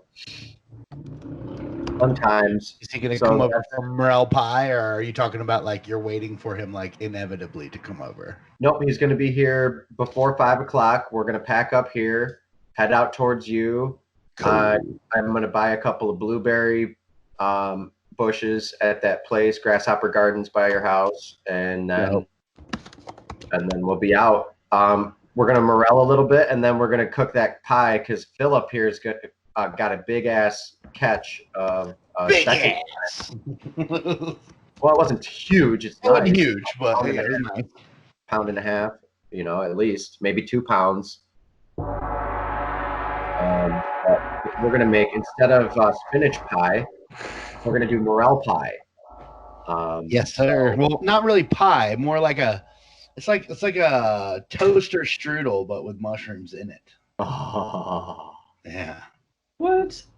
Little gravy on top of that sumbitch. Like a calzone kind of a deal, like a mushroom. Yeah, sort of, yeah, like mushroom calzone, but like inside of puff pastry as opposed to pizza dough. Nice. So it'll be all flaky and delicious. Oh yeah, that'll be awesome. Oh yeah, no, there's no games being played around here. No, I've been eating morels. I've been literally living off of morel meals for a week and 3 days straight. So, buddy, you know what morels say when you eat them? What's that? You know what morels say when you eat them? You know what they're screaming? I don't know. Please tell me. They're screaming, renew, renew. Yeah, they're the renewables. They're renewing. It's a renewal. Yeah. Well, it's a science fiction reference. They're Death Eaters. Did you guys ever watch Logan's Run, the movie? Absolutely. Okay, well, that's what the big thing in the Logan's Run was they were getting sucked into basically a trash compactor, and they were yelling, renew, renew. Yeah.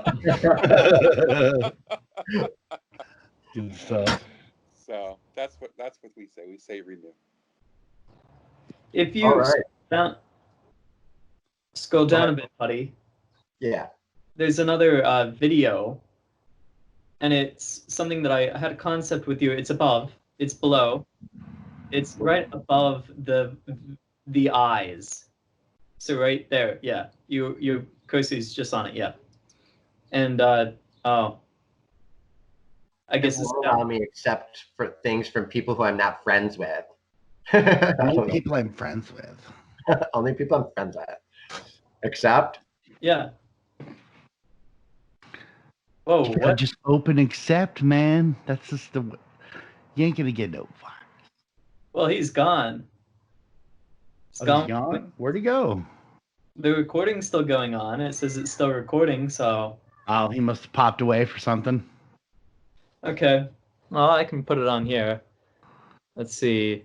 And this is a concept that involves. Oh. Apparently, I need permission to get the screen share. Oh well. Permission sucks. Yeah, permission sucks. Are you a DJ? That is a loose term for one of the things I do, yes. I am a musician, yes. What kind of music do you make? I make a lot of different kinds of music, but I've been more successful doing progressive hip hop. Okay.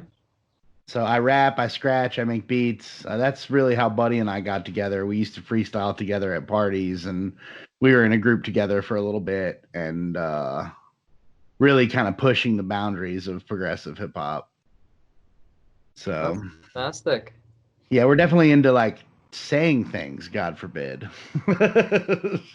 You know what I mean? Like, I don't know if anybody's familiar with progressive rock, but the difference between hip hop and progressive hip hop is more aimed towards musicality and, you know, musical virtuosity than just like a style. Right. It's about pushing the boundaries of it more than just like doing it. Yeah.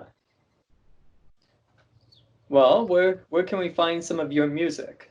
I'll post a SoundCloud link in the chat.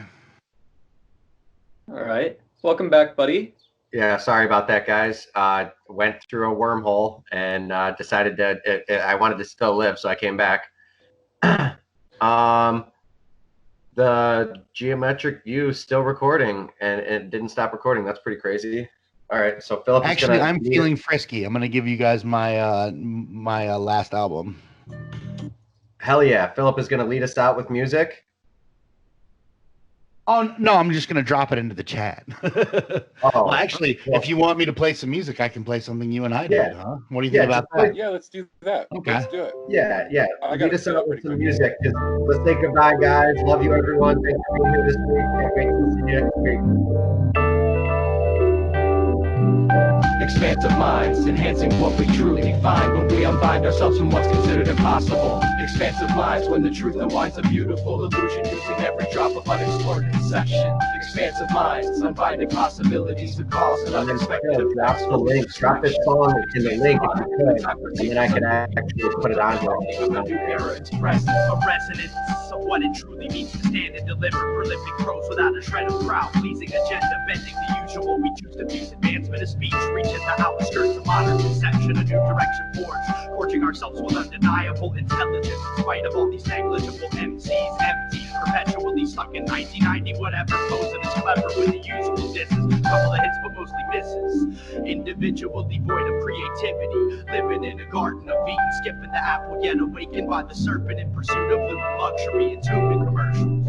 Expansive minds, enhancing what we truly define when we unbind ourselves from what's considered impossible. Expansive minds, when the truth unwinds a beautiful illusion, using every drop of unexplored conception. Expansive minds, unbinding possibilities to cause and unexpected effects for introspection. Expansive minds, a time perceived as unconceivable until the dawning of a new era is present. In a time when the fight is dormant, I'm sort of wishing that I weren't alive, because proven methods for change are overused, and I'm sorry to say that when we implement them today, and actually the folder I just dropped is several of my projects. Thank you. I'll share it on the link. I mean, since this is such a this is kind of like a friends group, Like it's an interesting opportunity. Well, do you I mind if I normally share? sell these, but you know, I'm happily forfeiting them for this. Do you want me to share it on YouTube? No, I've already got it. It's in the link right now. Okay, yeah, okay, but I'm a Google Drive link. Okay, cool. I'll share the link on the YouTube under the link description too. No, don't share it on YouTube. Just share it in Okay. here. Okay, that's why I asked. Okay, thank you. Tangled thoraces, a porturous of vortices, a forest forging warranties of always hatching owls, a ratcheting of sounds crowning glory, quantum tunneling, a subtle spider's web where you affect the ebb and flow with energy, potential tendencies event to be open. You guys recognize that voice, Doors right? will never close. Life will flex your hollow centers. No mystery, no more. History's distorted, but the word remains we're fortunate to be eternal. Infinite, we sit within the lapid dash of light. We solve the sprinkle, twinkle, iris, expand the heart of living water. The throne of God, the Lamb will be the city. We, the servants, live white light, night, never darkness. Expansive minds, enhancing what we truly find when we unbind ourselves from what's considered impossible. Expansive minds, when the truth and what's Okay, play us the song on the way out and I'll end it. Section. Expansive minds, unbinding possibilities. What'd you say? Play us the song and we'll end the episode with you playing us some of the music. Okay, I'll play something live. Thank you. This was a group that Philip and I were in called Expansive Minds. There's a couple of videos, old amateur videos, my first videos on YouTube you can find. That's kind of fun.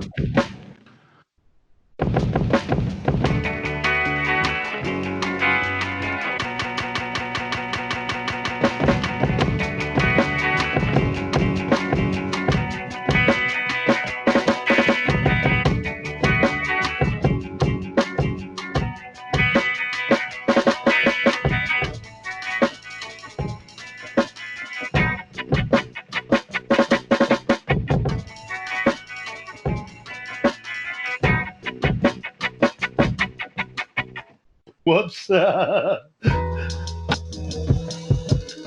love that funky, waka, waka, waka.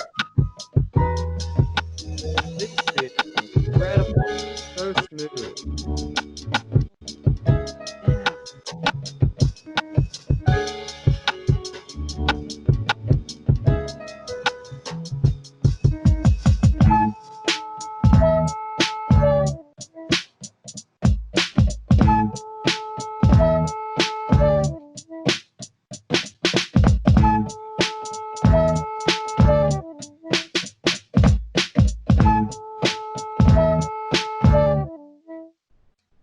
Man, we're gonna have to have you close that out every time.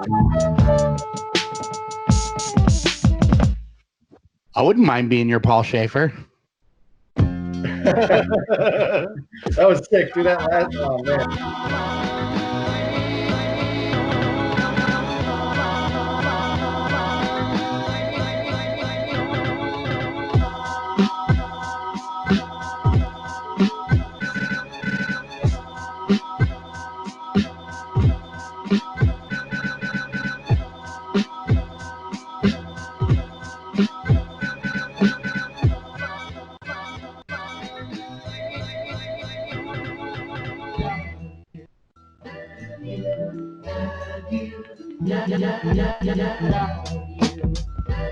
All right, guys, one more minute. It'll be 4:20, and I'll close it out. Love you all.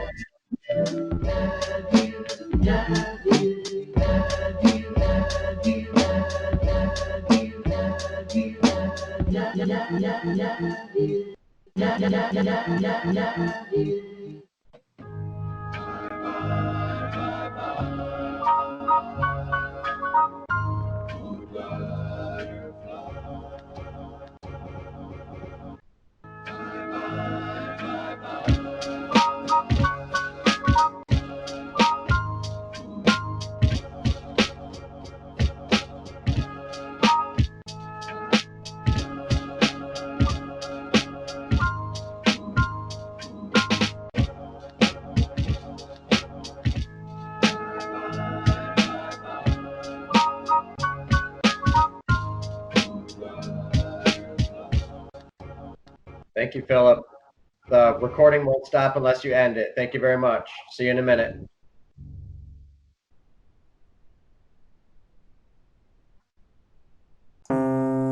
Thank you for joining us on episode 22, season 2 of The Geometric View. Love is watching.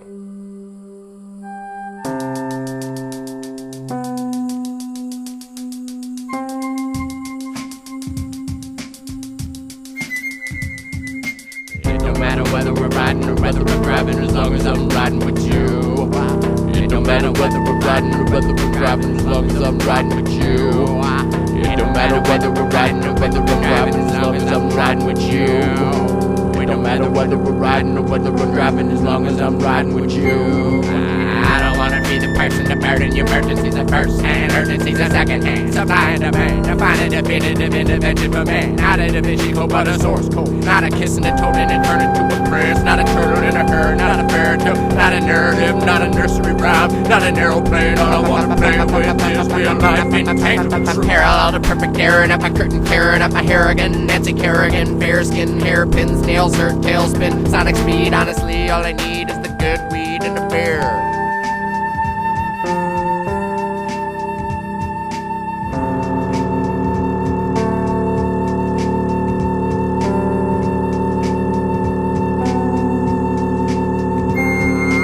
All you wanna say is that my empathy is empty, and I beat you with a curse word. Verbs or pressure where the wound bleeds. In order to swoon me, a spoon feed. Come by, I killed him with the curfew option. Adoption of property, the bippity boppity boo, the vapor that comes out of you. The people are robbing you of your spirit cause you have none. First it was no one with me, and I would do what you need me to do.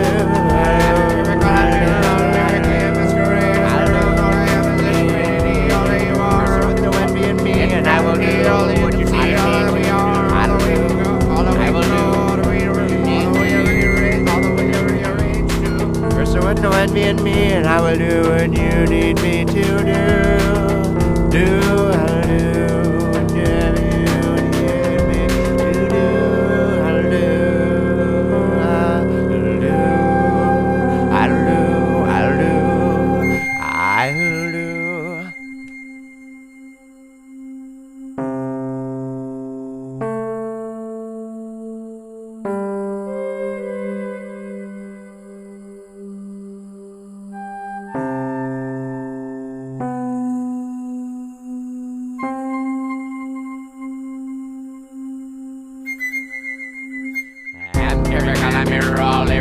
masquerade, us around. All I am is infinity, all that you can see, all that we are, all that we go to, all that we are arranged into.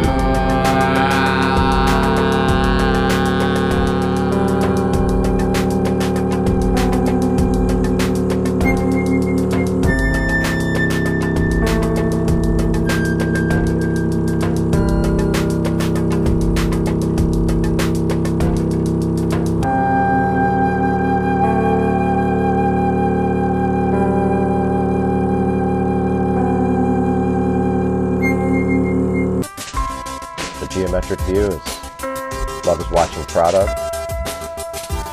Love is watching production. Thank you for doing that.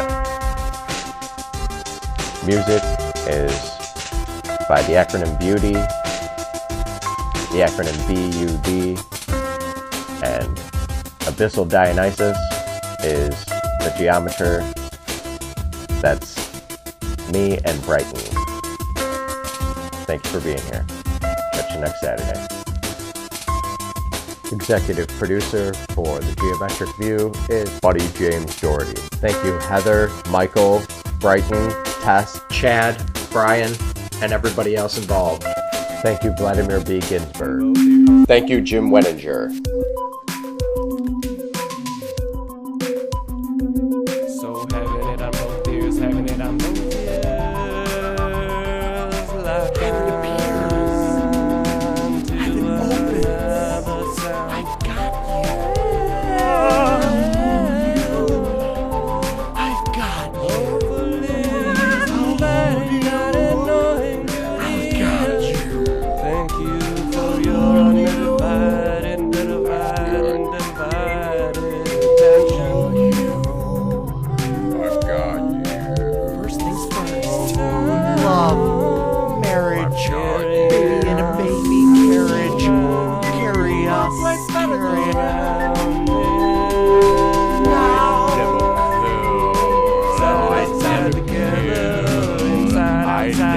together. Oh yeah, playing in the sun all day long till it comes, and all along you knew that it was gonna be the dawn, and in the dark I never sitting kill. out together all alone at the same time now. I never kill.